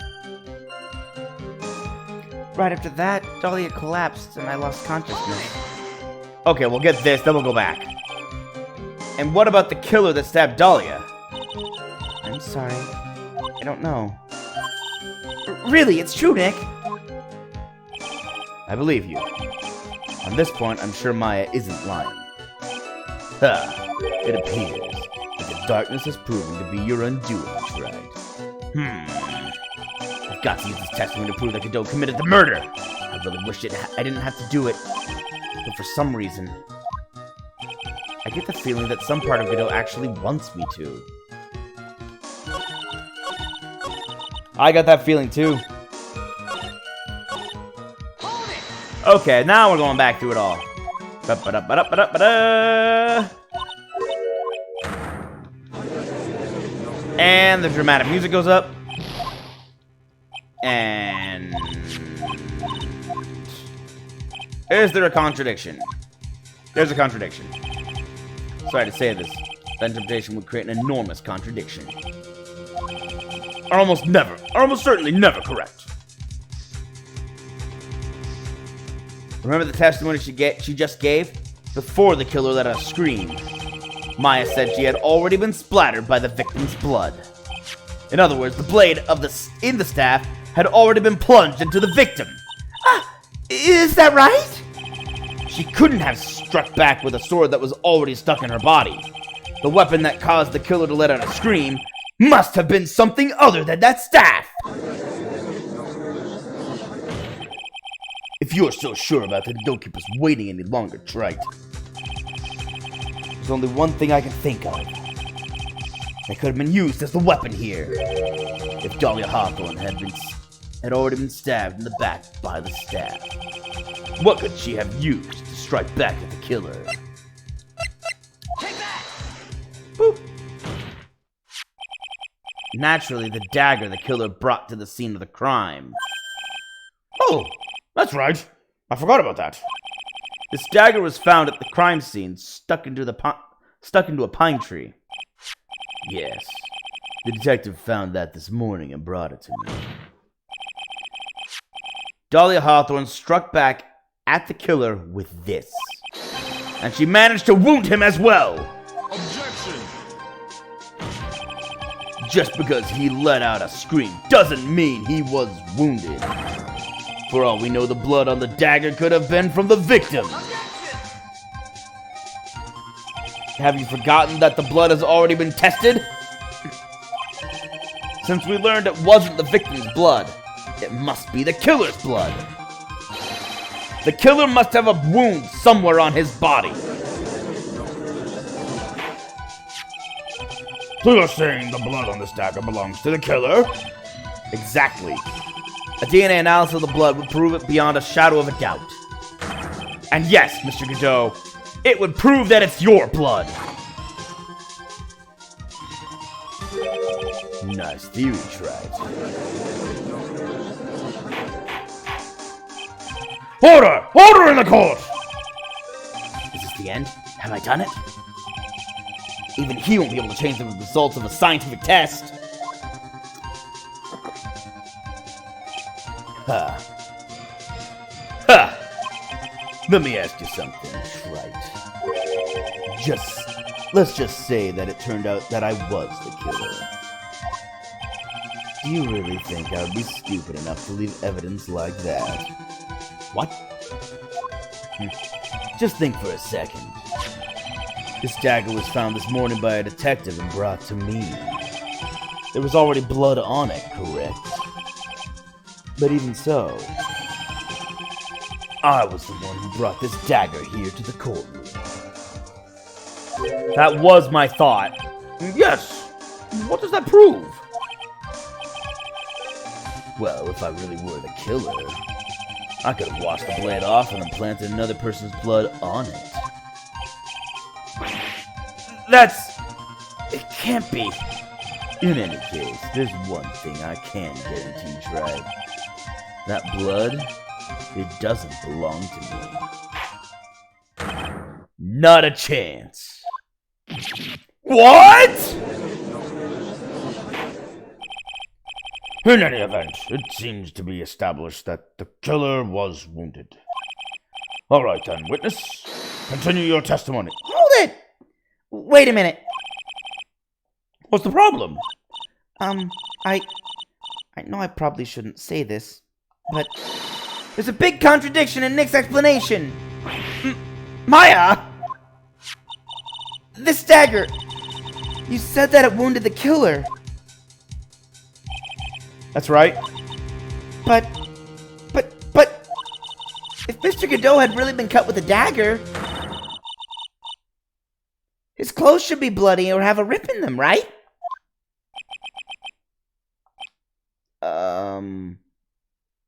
Maya? Okay, who wants to tell her about the aspect of being able to change her clothes? Maybe he just changed his clothes? There we go, it's me. The answer's me. That'd solve the contradiction pretty easily. What are you talking about? It's not that simple at all. Remember back to the day of the murder? Everyone that was on the Inner Temple side got trapped there. Ah, that's right! And once the bridge was fixed, and the police headed for the Inner Temple,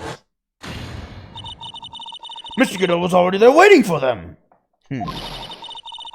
He never had a chance to change his clothes.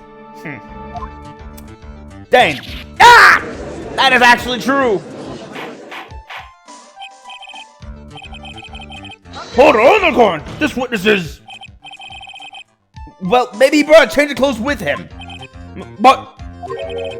No one could have predicted the lightning strike that shuts down the bridge. Why would anyone have brought a change of clothes? Did the judge take smart pills during the last recess? Ha!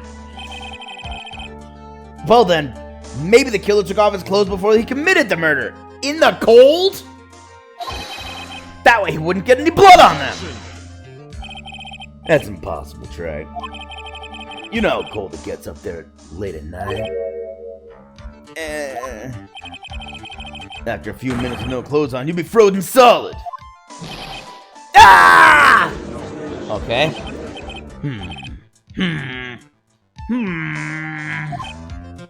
Ha. So that's all you got. I knew you weren't tough enough to finish this. Right now, if Mia Fey were here, she would have closed the book on this case already. Mia Fey were here. So come on, Wright. Can you do it or not? How about it, Mr. Wright?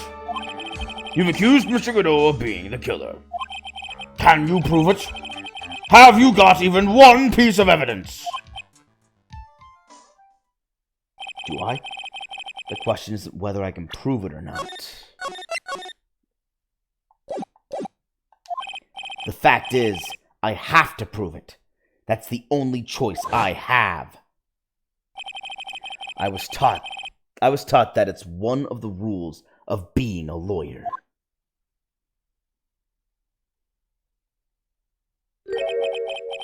I can prove it.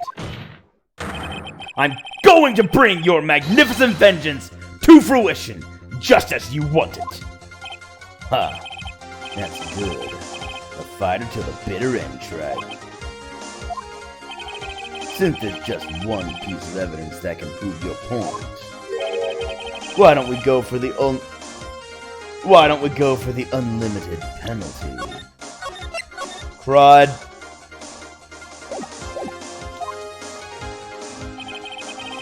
Are you trying to pressure me, Mr. Godot? Because it doesn't matter to me. I've got the one piece of evidence I need. I do? Cool. I was worried I didn't. Give me a break. You've got nothing, Wright. So what do I do at a time like this? It's simple. Gotta think outside the box and approach this from a different angle. Alright then, Mr. Wright. Let's hear what you've got. There's one thing I've demonstrated in the previous cross-examination. The killer was wounded. That was proven by the blood on the dagger. But we decided it was impossible for him to have hidden such a wound. If he had been cut by the dagger, there should have been a blood stain on his clothing. There's one place the killer could have hidden his wound. What did you say? Hidden?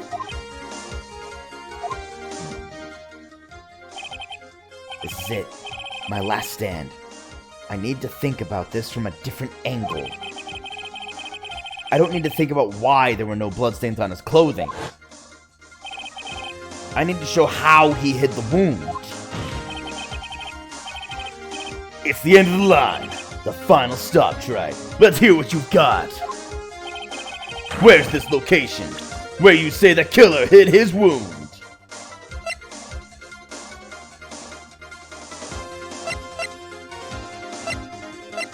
Okay, I've got evidence.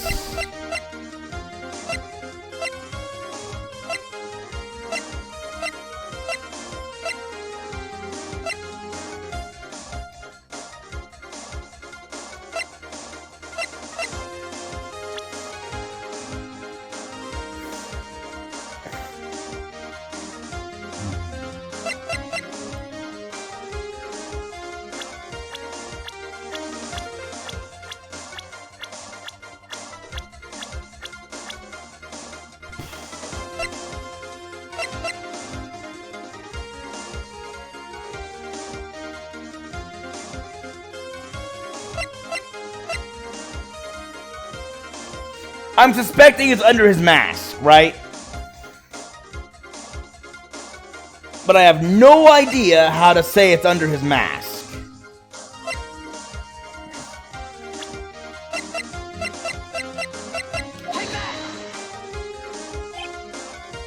I don't know what you're talking about. And frankly, I don't need to know. Okay. I guess that's wrong. Ah, crud. That far back?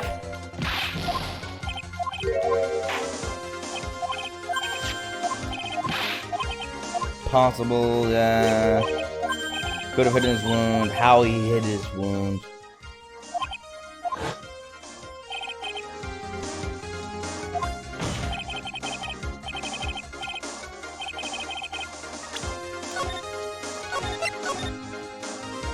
Let's see what you got. Where's the location where he hid the wound? I did him. That was not it.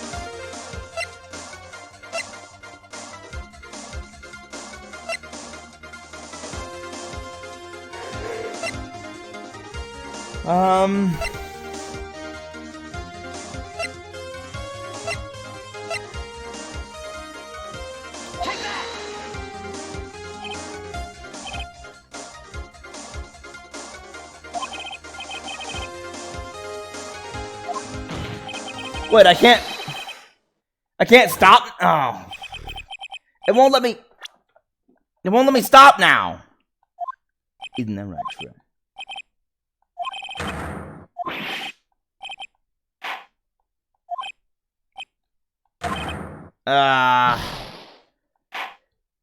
I saved, but it wouldn't let me undo. Oh my gosh, this is gonna take forever. How do I point to his face?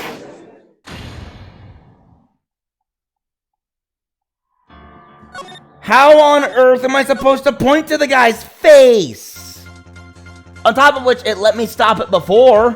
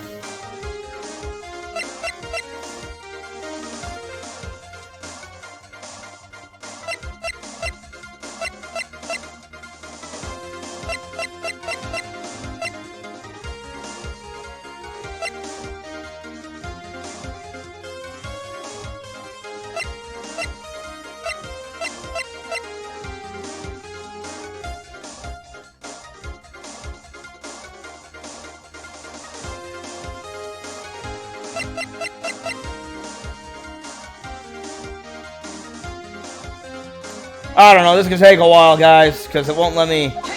So here, I'm just gonna do the stupid thing.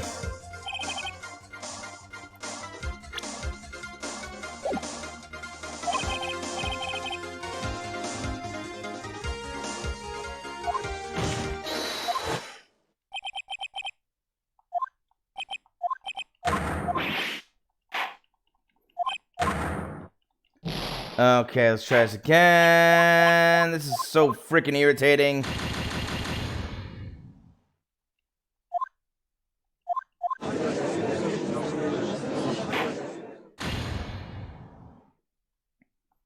I have no earthly clue.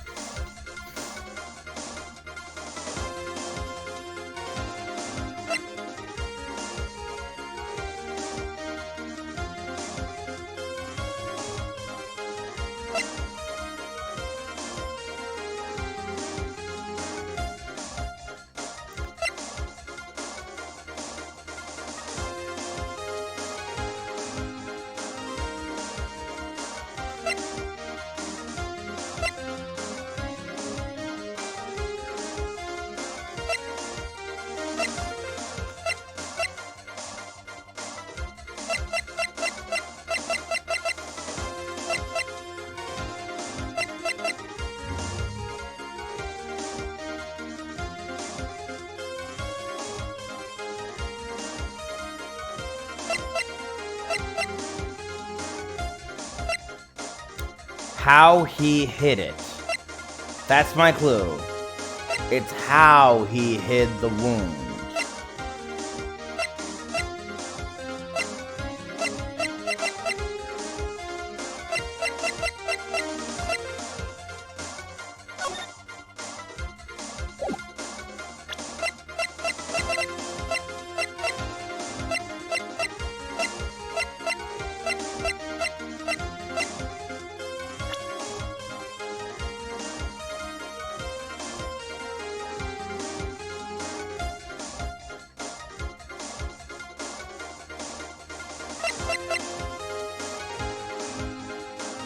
I don't know.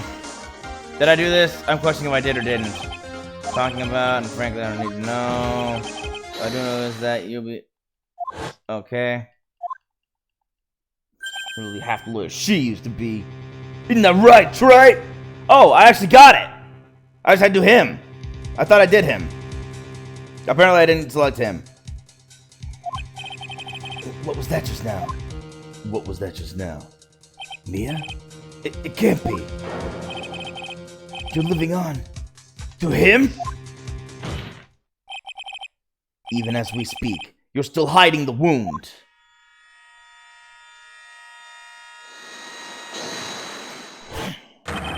It's beneath your mask! I thought I did that. I guess I didn't do that. I don't know why I didn't. I thought I did that. During the fight, the red lights given off by the killer suddenly disappeared. Yeah, so he's, in case you missed it, he said, "You'll never be half the lawyer she is!" And then all of a sudden he sees a flash of her. Seconds later, the killer let out a scream. That's right. Your mask went flying off your face. Mr. Godot, would you mind removing your mask? If you have a dagger wound under there somewhere, then I'd say this whole case is solved.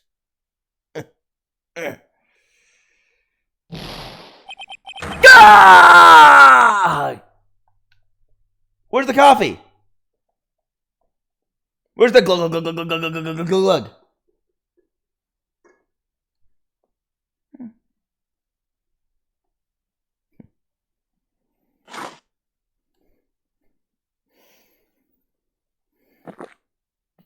Wow, it was a calm sip. Just now, I saw her spirit in you. I never liked you. 6 years ago, you helped the woman who put me to sleep by hiding her bottle of poison.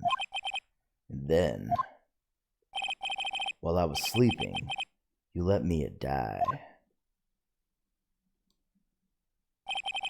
But you didn't care. You just kept living your pathetic, happy-go-lucky life. You even had the nerve to follow in her footsteps as a lawyer. I could never forgive you. That's what I thought. Mr. Godot. But I was wrong about you. I knew it from the very beginning. Truth is, the only person I can never find it in my heart to forgive was me. You yourself? I was the one that failed to protect Mia. Me and no one else. I tried to avert my eyes from the truth, to escape from the harshness of reality. I just couldn't face Mia's death head on, so I ran. I hid behind a mask. I threw away my true name. I couldn't even deal with being a defense attorney anymore, so I quit. But you saved Maya! Yeah, that was my plan. Up until just now, anyway. What do you mean? Are you listening, Maya? If I had really wanted to save you, then there's one person that I should have gone and talked to right away. Who would that be? Are you talking about Nick? But I didn't do it. I tried to get the help of Iris and your mother. But I closed my eyes to the most important man involved. You know why? The real reason. No. Why? I suppose I wasn't really interested in saving you at all. Huh? I think I was just trying to salvage what's left of my own broken soul. I was trying to make up for the fact that I couldn't save Mia. Nothing more. That's why I let you walk right into a situation that I knew was dangerous. Forgive me. You're wrong! You put your life on the line to save Maya! Was it really for Maya's sake? I'm not even really sure. Even I'm not really sure. What do you mean by that? That night in the darkness of the garden, when I saw her silhouette,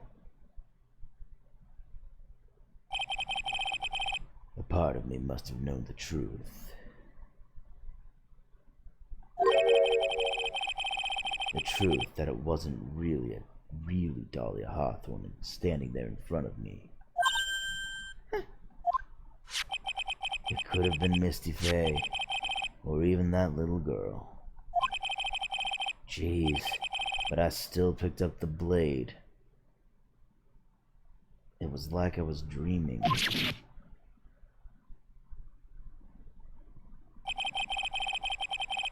I'm not exactly sure what was going on in my mind at that point. Was I really motivated by the pure desire to protect my Faye? Or was it something else?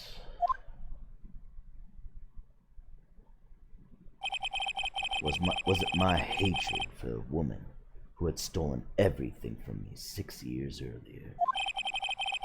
Could it have been simply for a desire for revenge?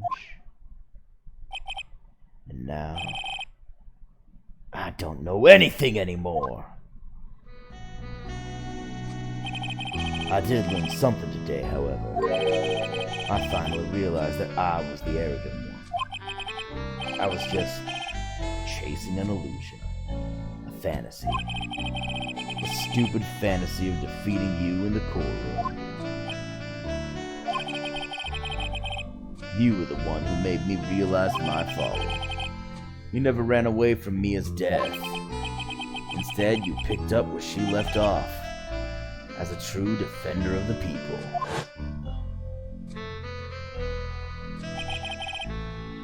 In that one moment, I understood everything.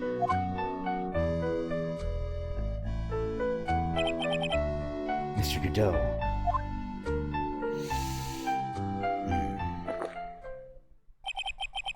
I think you already know this, but if you don't, my name is Diego Armando. Mr. Armando, I believe in you. I know you were trying to save me.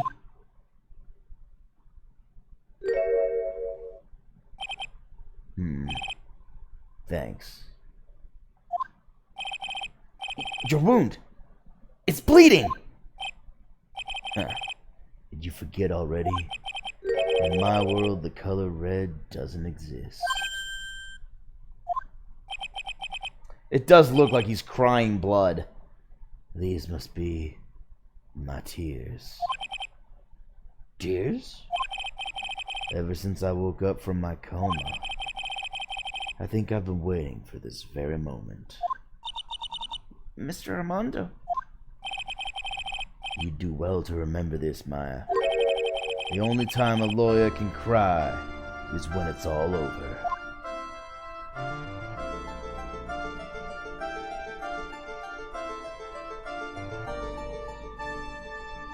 Holy cow, we did it! Okay. This time, it really is all over, isn't it? Defendant! Yes, Your Honor. Although you weren't directly involved in the murder, tampering with the body in the crime scene is a serious offense in itself. I understand, Your Honor. Mr. Armando explained that to me very carefully. Oh, no. That's not Judge. Mr. Armando explained that to me very carefully. I knew the risk, and I willingly cooperated anyway. Very well. Before I hand down my verdict, is there anything you'd like to say?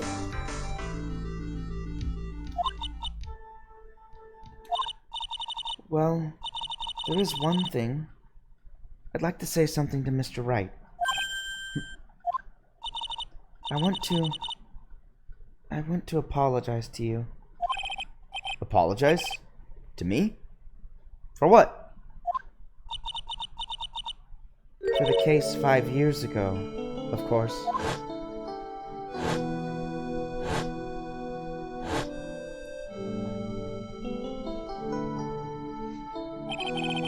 I just remembered.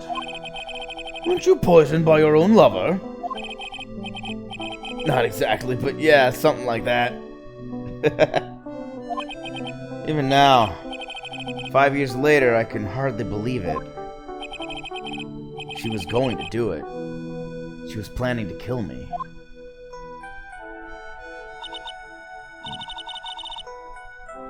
It's not all that surprising. The two of you hardly knew each other. Huh? What do you mean? You and my sister.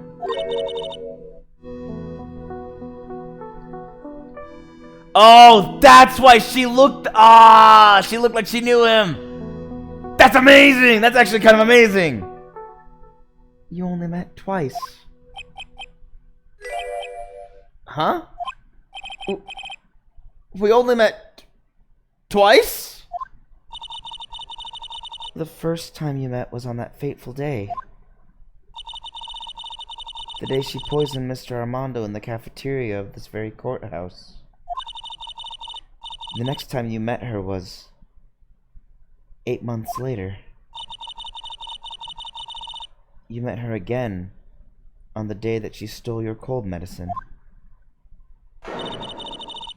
And Doug Swallow was killed. No way! It can't be true! I mean, during our whole relationship, we were... For those 8 months, the woman that you thought was Dahlia Hawthorne wasn't actually my sister. Huh? It wasn't Dahlia? I hope one day you can forgive me, Feeny.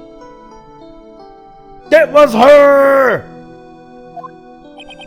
You mean... That's right. I lied to you for 8 months.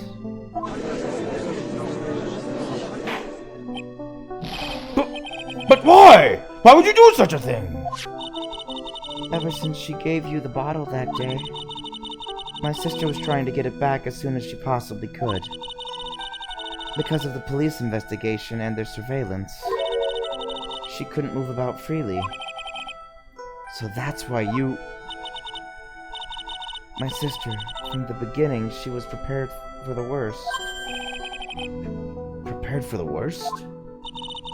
She thought that you might somehow discover the truth. That's why she was always ready to deal with you at a moment's notice. You mean she was ready to kill me, don't you? She already had so much to answer for. I didn't want any more sins on her soul. I begged her not to do it, and she agreed to give me a chance. And that's why you came to me? You came to get the bottle pendant back from me in her place? But I couldn't get you to give it back. I failed at something as simple as that. 8 months passed and I still couldn't get it back from you. Finally, my sister couldn't wait any longer. She didn't consult me about her plans for you that day. It was the first time that had ever happened. That was a bit strange, wasn't it? Up until that day, you two were partners in crime, and she would confer with you. I think she must have noticed. Noticed what?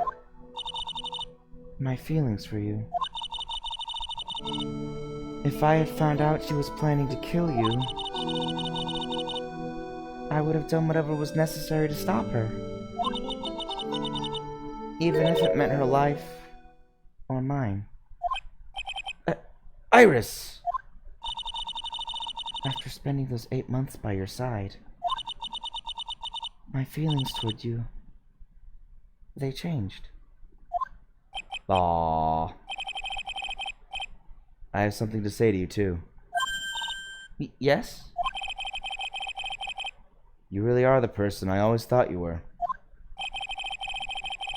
Even after Dahlia Hawthorne was found guilty, I still believed in you.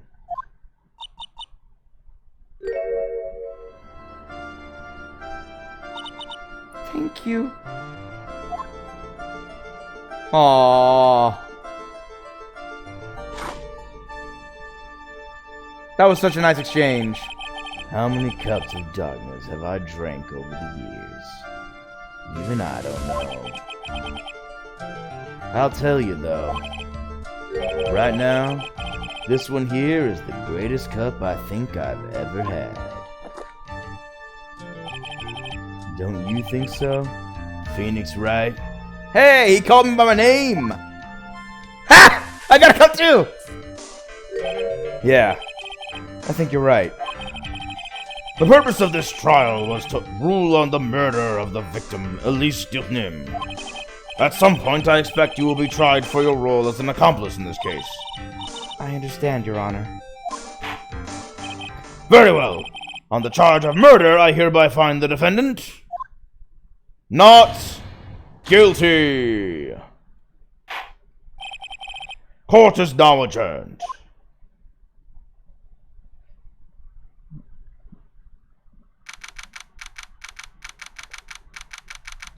I do think Maya and Phoenix really are just very good platonic friends. They don't see each other romantically at all. They don't see each other in that light. They just really care for each other as friends. Like brother and sister, basically. And Pearls is like the little sister for both of them. And they're like, oh, okay, we're going to spoil you rotten. We're not going to rotten you. We're going to make sure you eat your veggies and discipline you when you need to. But then we'll like, oh, okay, we'll give you a hug. Like, they really care for her. So I gotta admit, I kind of ship Iris and Phoenix. I like how that ended. February 10, 4:51. Although it's sort of bittersweet, like nothing actually comes of it, I guess. I don't know. I don't know what happens next. February 10th, 4:51 p.m. District Court, Defendant Lobby number 1. So I guess it's all over. The way everything ended. Was justice really served? The man who risked his life to save Maya is being sent to prison by my own hand. Of course justice was served. Oh, that's Mia. Of course justice was served. Mia! I'm proud of you, Phoenix. Your defense was truly brilliant. But I couldn't save Mr. Armando. The man who cared so deeply for you. You're wrong, Phoenix. You did save Diego. You saved him in the only way possible. You mean, with that verdict? I think one day you'll understand too. Phoenix, I want you to remember one thing. You were as good out there today as any defense attorney could ever hope to be. There's nothing more you can learn from me. Mia! You've accomplished something I wasn't able to. I owe you a great deal. Thank you. Mia. I'm sure we'll meet again. Someday, Phoenix.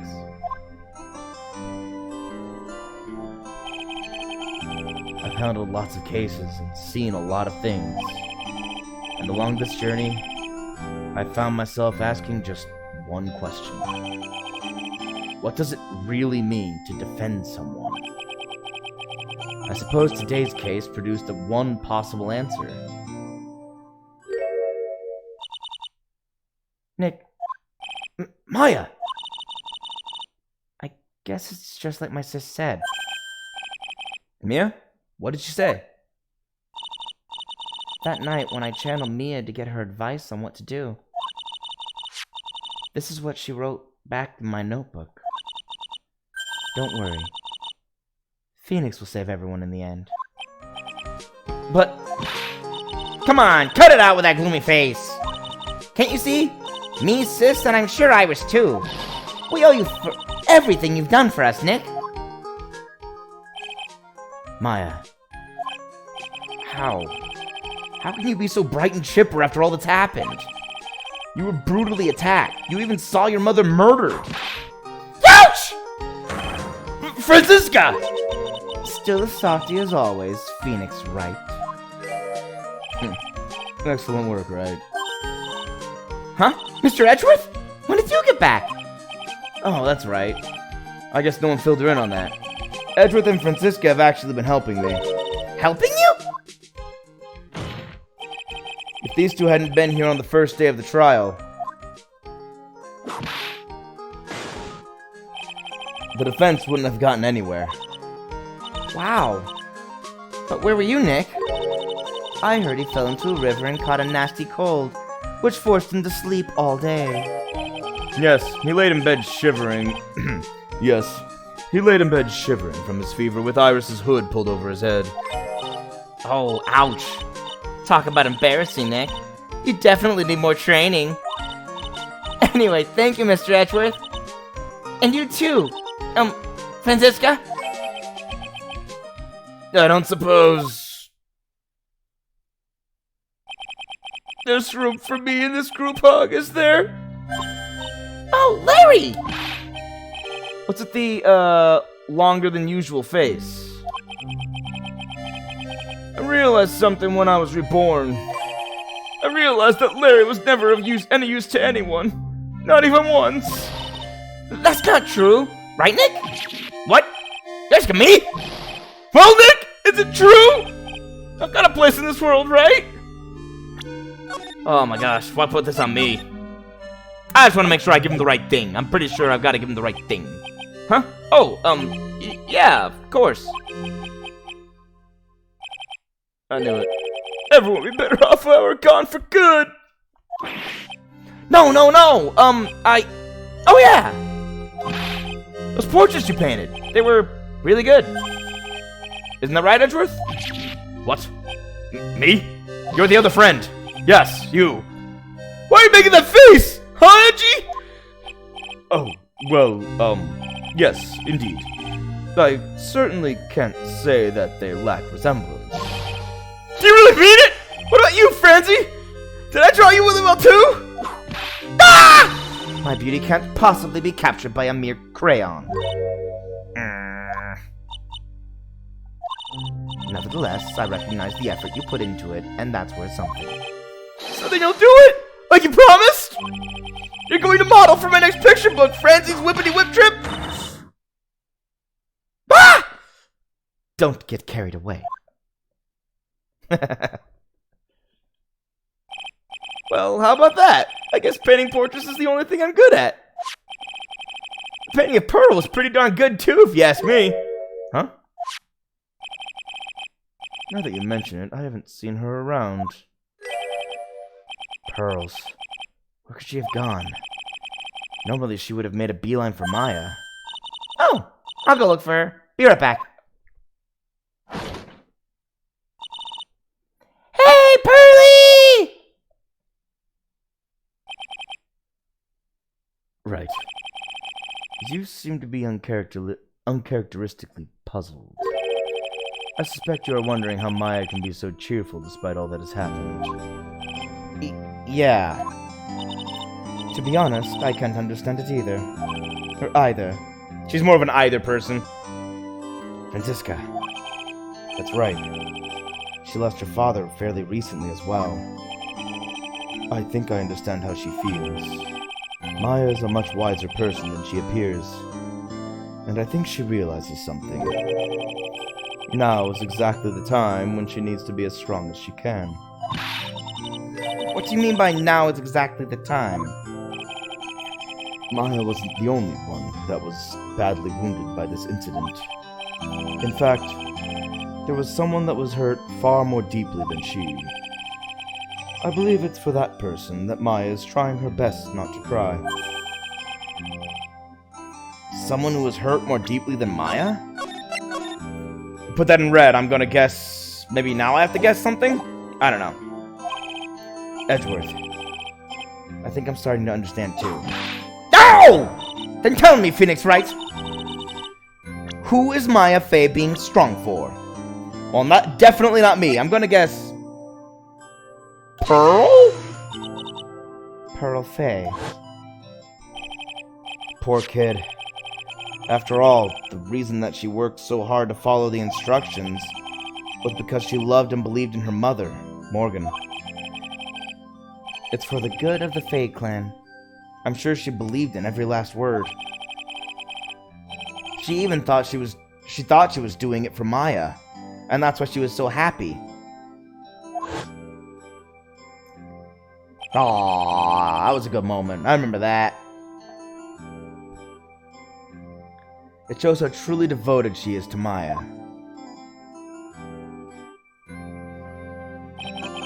But it's a cruel irony that it was her exuberance that led to this tragedy.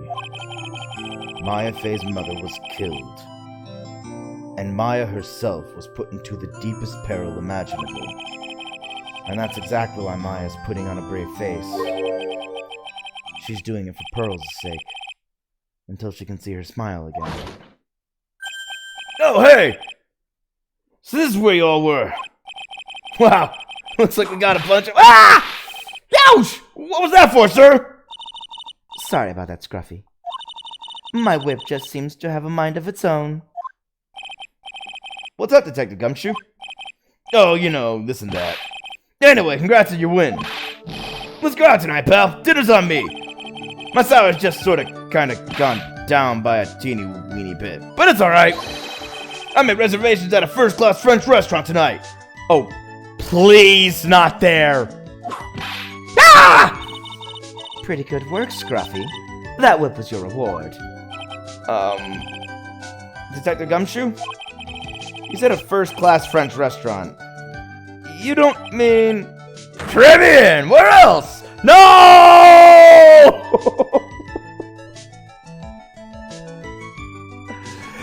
We're not gonna eat anything tonight! All the food is horrible! I knew it. We're doomed. Come on, let's go, everyone! Can't keep Maggie waiting, pal! Hey! Hey, you! Crybaby! You're invited too! Oh, forget about me. Pearl and I will be at the loser's shack eating potatoes. You know, Maya's taken an awfully long time to get back. She's still out looking for pearls. Oh, Maya! What's wrong? Nick, what do I do? Pearly, I can't find her anywhere. Huh? I'll bet she just went back home. That's all. Home was a bus ride. You're being pretty calm about an 8-year-old getting on a bus alone. I thought so too, so I called the village. But no one's heard from her. She couldn't have gone back that quickly. I literally just finished talking to Mia, who was who was being channeled by Pearls. Pearls can't be far from the courthouse. It's been so short a time. But no one's heard from her. This has never happened before. As I figured, she has been badly hurt by this incident. She feels responsible for the tragedy that has befallen you, Maya. But none of this was her fault. What should I do? Detective Gumshoe? Yeah, what is it, pal? Could you guys go on ahead? But what about you? Maya and I we'll join you guys once we find pearls. Nick! Don't worry about us, Detective Gumshoe. We may be a little late, but we'll definitely be there. We have a lot of celebrating to do tonight, and I wouldn't miss it for the world. Yeah, but you're the... Ah! Very well, Phoenix Wright. We'll go on ahead. Don't keep us waiting, Wright. We won't. But where should we look? Where could Pearly have gone? Let's go, Maya. There's only one place I can think of that Pearls might have gone to.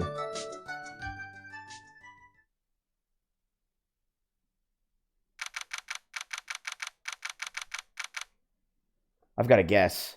February 10th, Hazakura Temple main gate. Hazakura Temple? For pearls, I bet this is a very important place. After all, that's where this whole incident started. What's this? You're all back again so soon. Sister Bikini? Sister Bikini? I thought we'd be eating mashed potatoes alone tonight. So she's here? Pearly is here? She's in the training hall. Why don't you hurry along and go see her? Okay.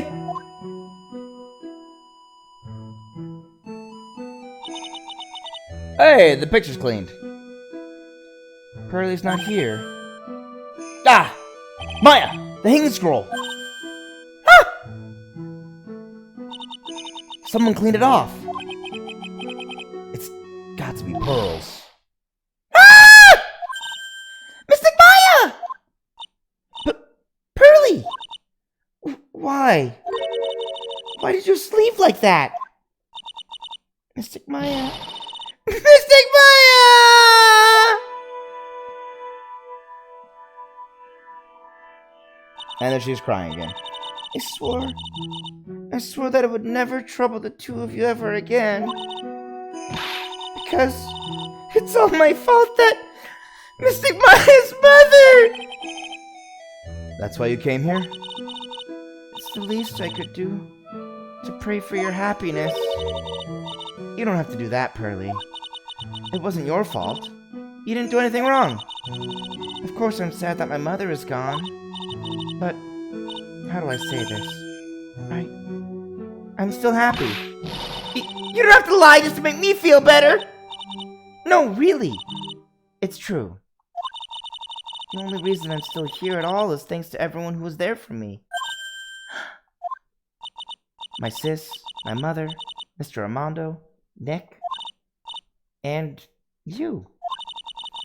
If even one of you weren't there, I'm sure I wouldn't still be alive right now. That's why I have to be strong. For all the people that were there for me when I needed them. That's all I can really do. Mystic Maya! I'm impressed. You truly are the daughter of Mystic Misty. Sister Bikini! Your mother, Mystic Misty, was a strong woman indeed. I want to tell you what she said to me that night. After dishonoring the good name of Karain, I don't have the right to face my daughter. But still, Maya is always in my thoughts. It's true. She'll always be with me until the day I die. Your spirit was with her. That's why your mother was so strong. My voice!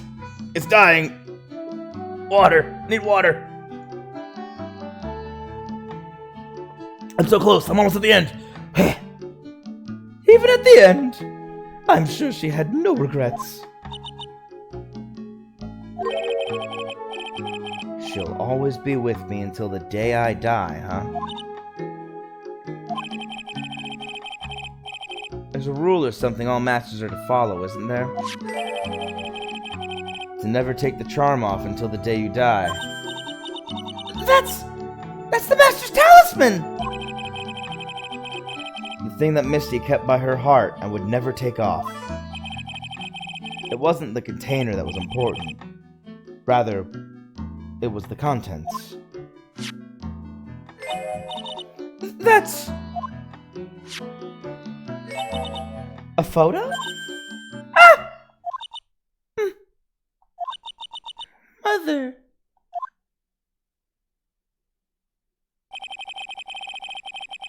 It's only natural for living creatures to fight to protect their own lives. But what makes us human is that we fight for others. But who do you fight for? How hard must you fight? That's the true measure of what a human life is worth. We defense attorneys are warriors who are constantly challenged by that question.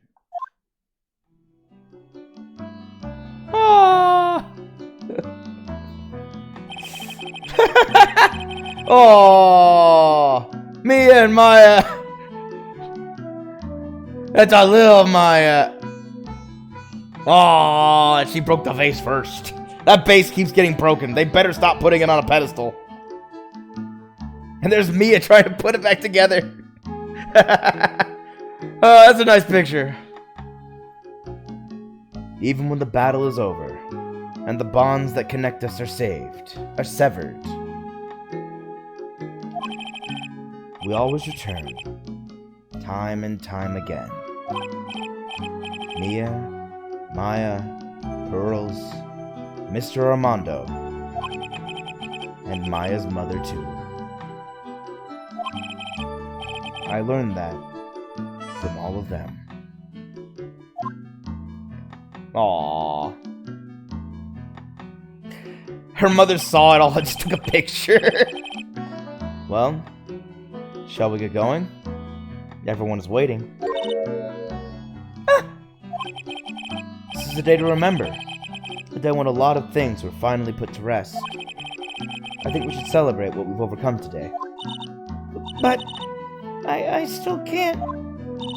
Oh, go on, sweetie. You can go back for training anytime.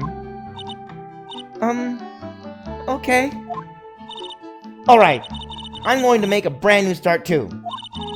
Sister Bikini, I'll be back for more training, I promise. I know, and I won't go easy on you, just because you're the future master.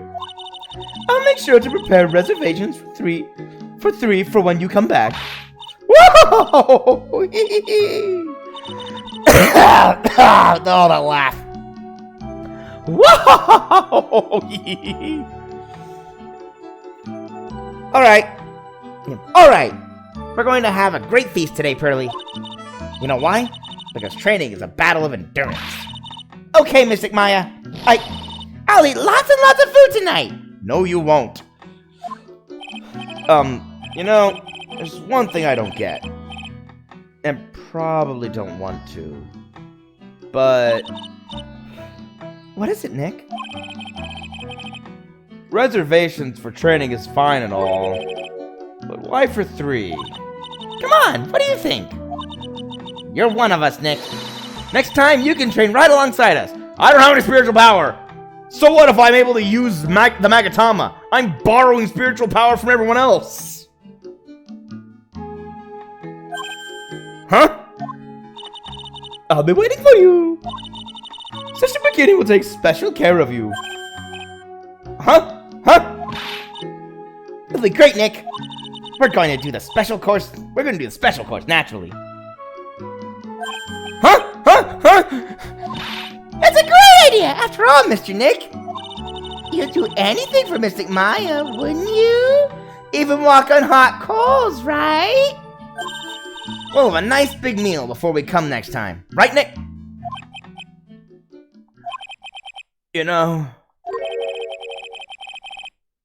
I was wondering if I can say just one little thing. Sure, of course you can. Oh, I love this part. I can't wait to hear it. I'm getting goosebumps too. Want my voice. Haha. Oh. Okay, here we go.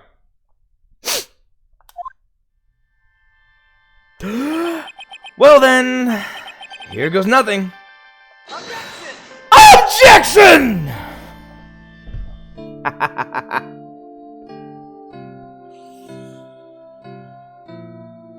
That was fun and nice. I like that whole story. Oh, hold on. I'll really have to work extra hard next time. Master of Korean and the office manager of the Wright and Company offices, and I have to be a good big sister to Pearly and Nick too.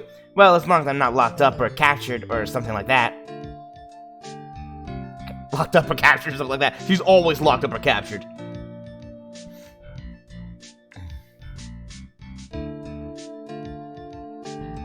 So it's true, Mystic Nick really is Mystic Maya's knight in shining armor. He went through with the special course all the way to the end. Actually, I heard there's a legendary extra special ultra course here too. I think I'll surprise the two of them by making them a secret reservation. No! Don't! No! Mercy!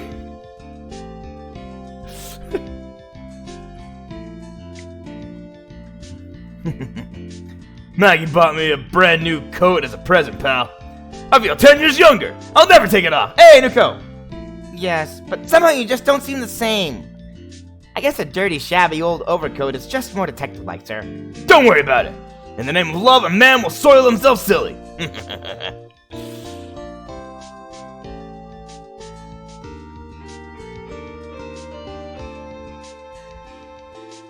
I guess they're together now. Mr. Wright, I am once again in your debt. Thanks to you, the Treasures of Korean exhibit was a great success. I even got to see Miss Von Karma, who I hadn't seen for a year. She taught me how to use a whip, and said that I must show you what I've learned. Please don't. Please use a target, not me. Thank you.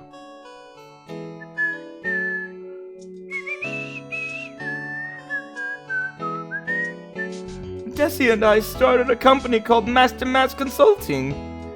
We're dedicated to stopping the evil plans of all the criminals in the city. Our motto is, cut it out, please! Pretty cute, huh? Well, we also sell plans to criminals. I wonder if that's okay. Sometimes I think maybe we're the worst criminals. They also sell plans to criminals on how to commit crimes? Wow. I'm gonna stop all the crime. Also, we're selling plans to criminals to commit crime. I wanted to show my appreciation to Mr. Wright for exterminating Don Tigre, so I lent him $500,000 and a tea set. A special thick tea, one I mixed with my own 2 hands. I bet he's drinking it now. Win through compromise. Please don't. Please don't. Creepy girl. I'm just owning in the way. A wrinkly, grumpy clown knows ways to flash. At least that's what I thought. But my grandkids had a birthday party for me the other day. Talk about embarrassing. 6-9 years old, and I cried like a baby with a dirty diaper. Those are good grandkids.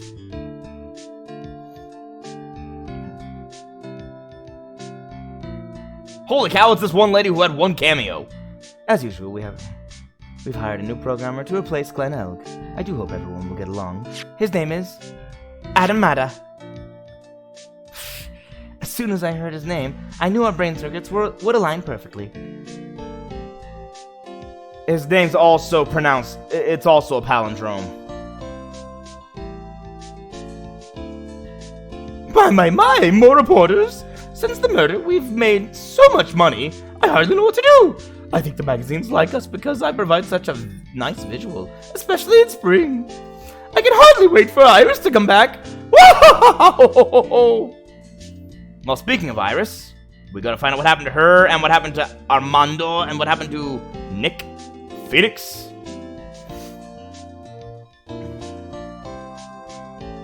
Hey, Iris! You turned into such a respectable man, Feeny. It was so sweet of you and everyone else to come and visit me here the other day. Of course, I was happy that you constantly had your eyes on me, but I felt kind of bad when the little one slapped you so hard you got a nosebleed. Pearls! How could you? Why would you hit me so hard? Objection! Phoenix Wright. Ben Groman Judd.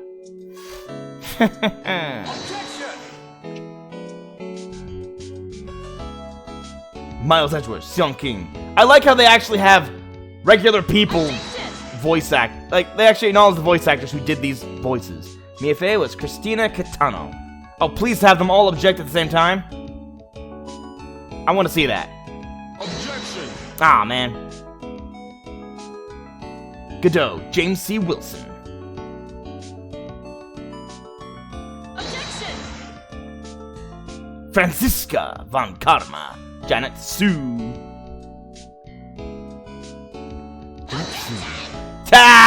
This guy. Objection! Winston Payne, David Crislip.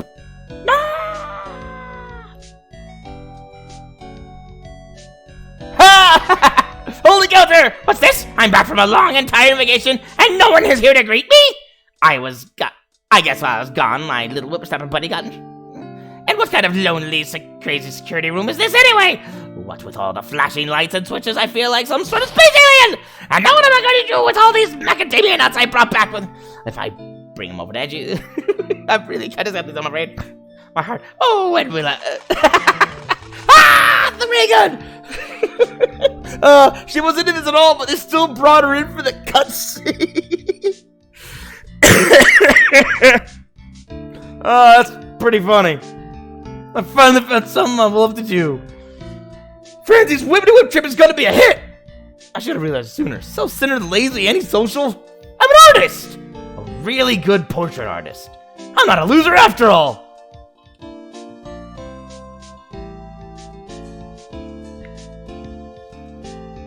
I think we're running out of people. Yep.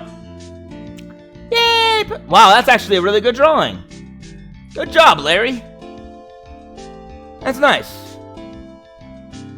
Hey. That's also cool. I don't know why they keep saying, your art is so terrible. Look at this. These are actually really good drawings. Good job, Larry.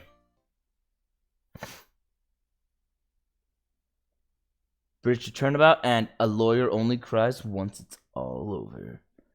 Got both the achievements. Alright, everybody. And that was Phoenix Wright, Ace Attorney Trilogy. Thank you, everybody, for stopping by and for all your support throughout the series. I know what I'm gonna do next, and it's a game I've wanted to play for a long time. I've not been able to find someone to duo it, but I'm sure that'll come along in the future, and I'll do another series. Okay, I'm being cryptic about this. I know what I'm gonna do. Next week, we're going to start Borderlands Trilogy. Well, I say trilogy. Series, more like, because I've also got the Borderlands pre-sequel. The only one I don't have is Tiny Tina's Wonderland. So let me get all of the Borderlands finished first, and then we'll do Tiny Tina's Wonderland. You know, the last one to come out. But this has been great. Phoenix Wright Ace Attorney, fun series. It's just great. It's so crazy that this is how you do visual novels. I always get frustrated by visual novels that just, like, try to be so serious and take themselves, like, too seriously. This one did incredible drama, was serious, but also funny. And visually interesting. A lot of visual novels are just so boring. This one was fun, and I loved it. But I'm going to take a break from visual novels, give my voice a rest. A little recovery time. A few months while we go through Borderlands. That's going to take me a while to get through.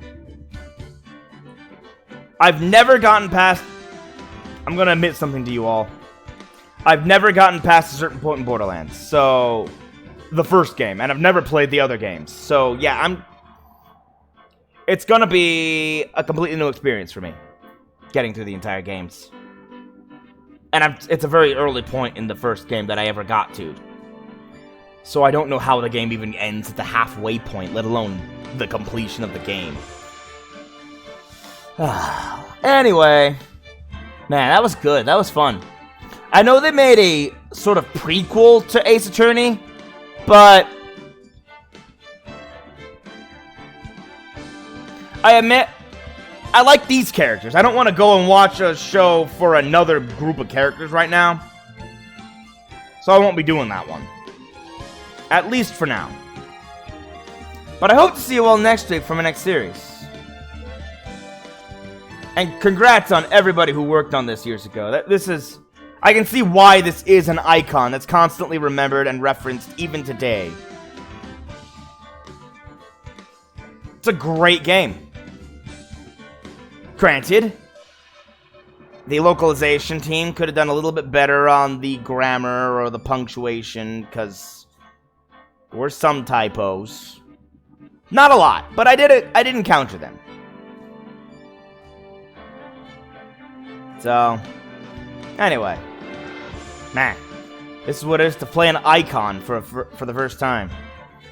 Cultural icon. I hope to see you next time, everybody. And don't forget to check out my YouTube archive. Everything's archived on Ace Silverfang on YouTube and on Rumble. Thank you, everybody, for watching. I hope to see you next time. Peace out, all. Bye-bye.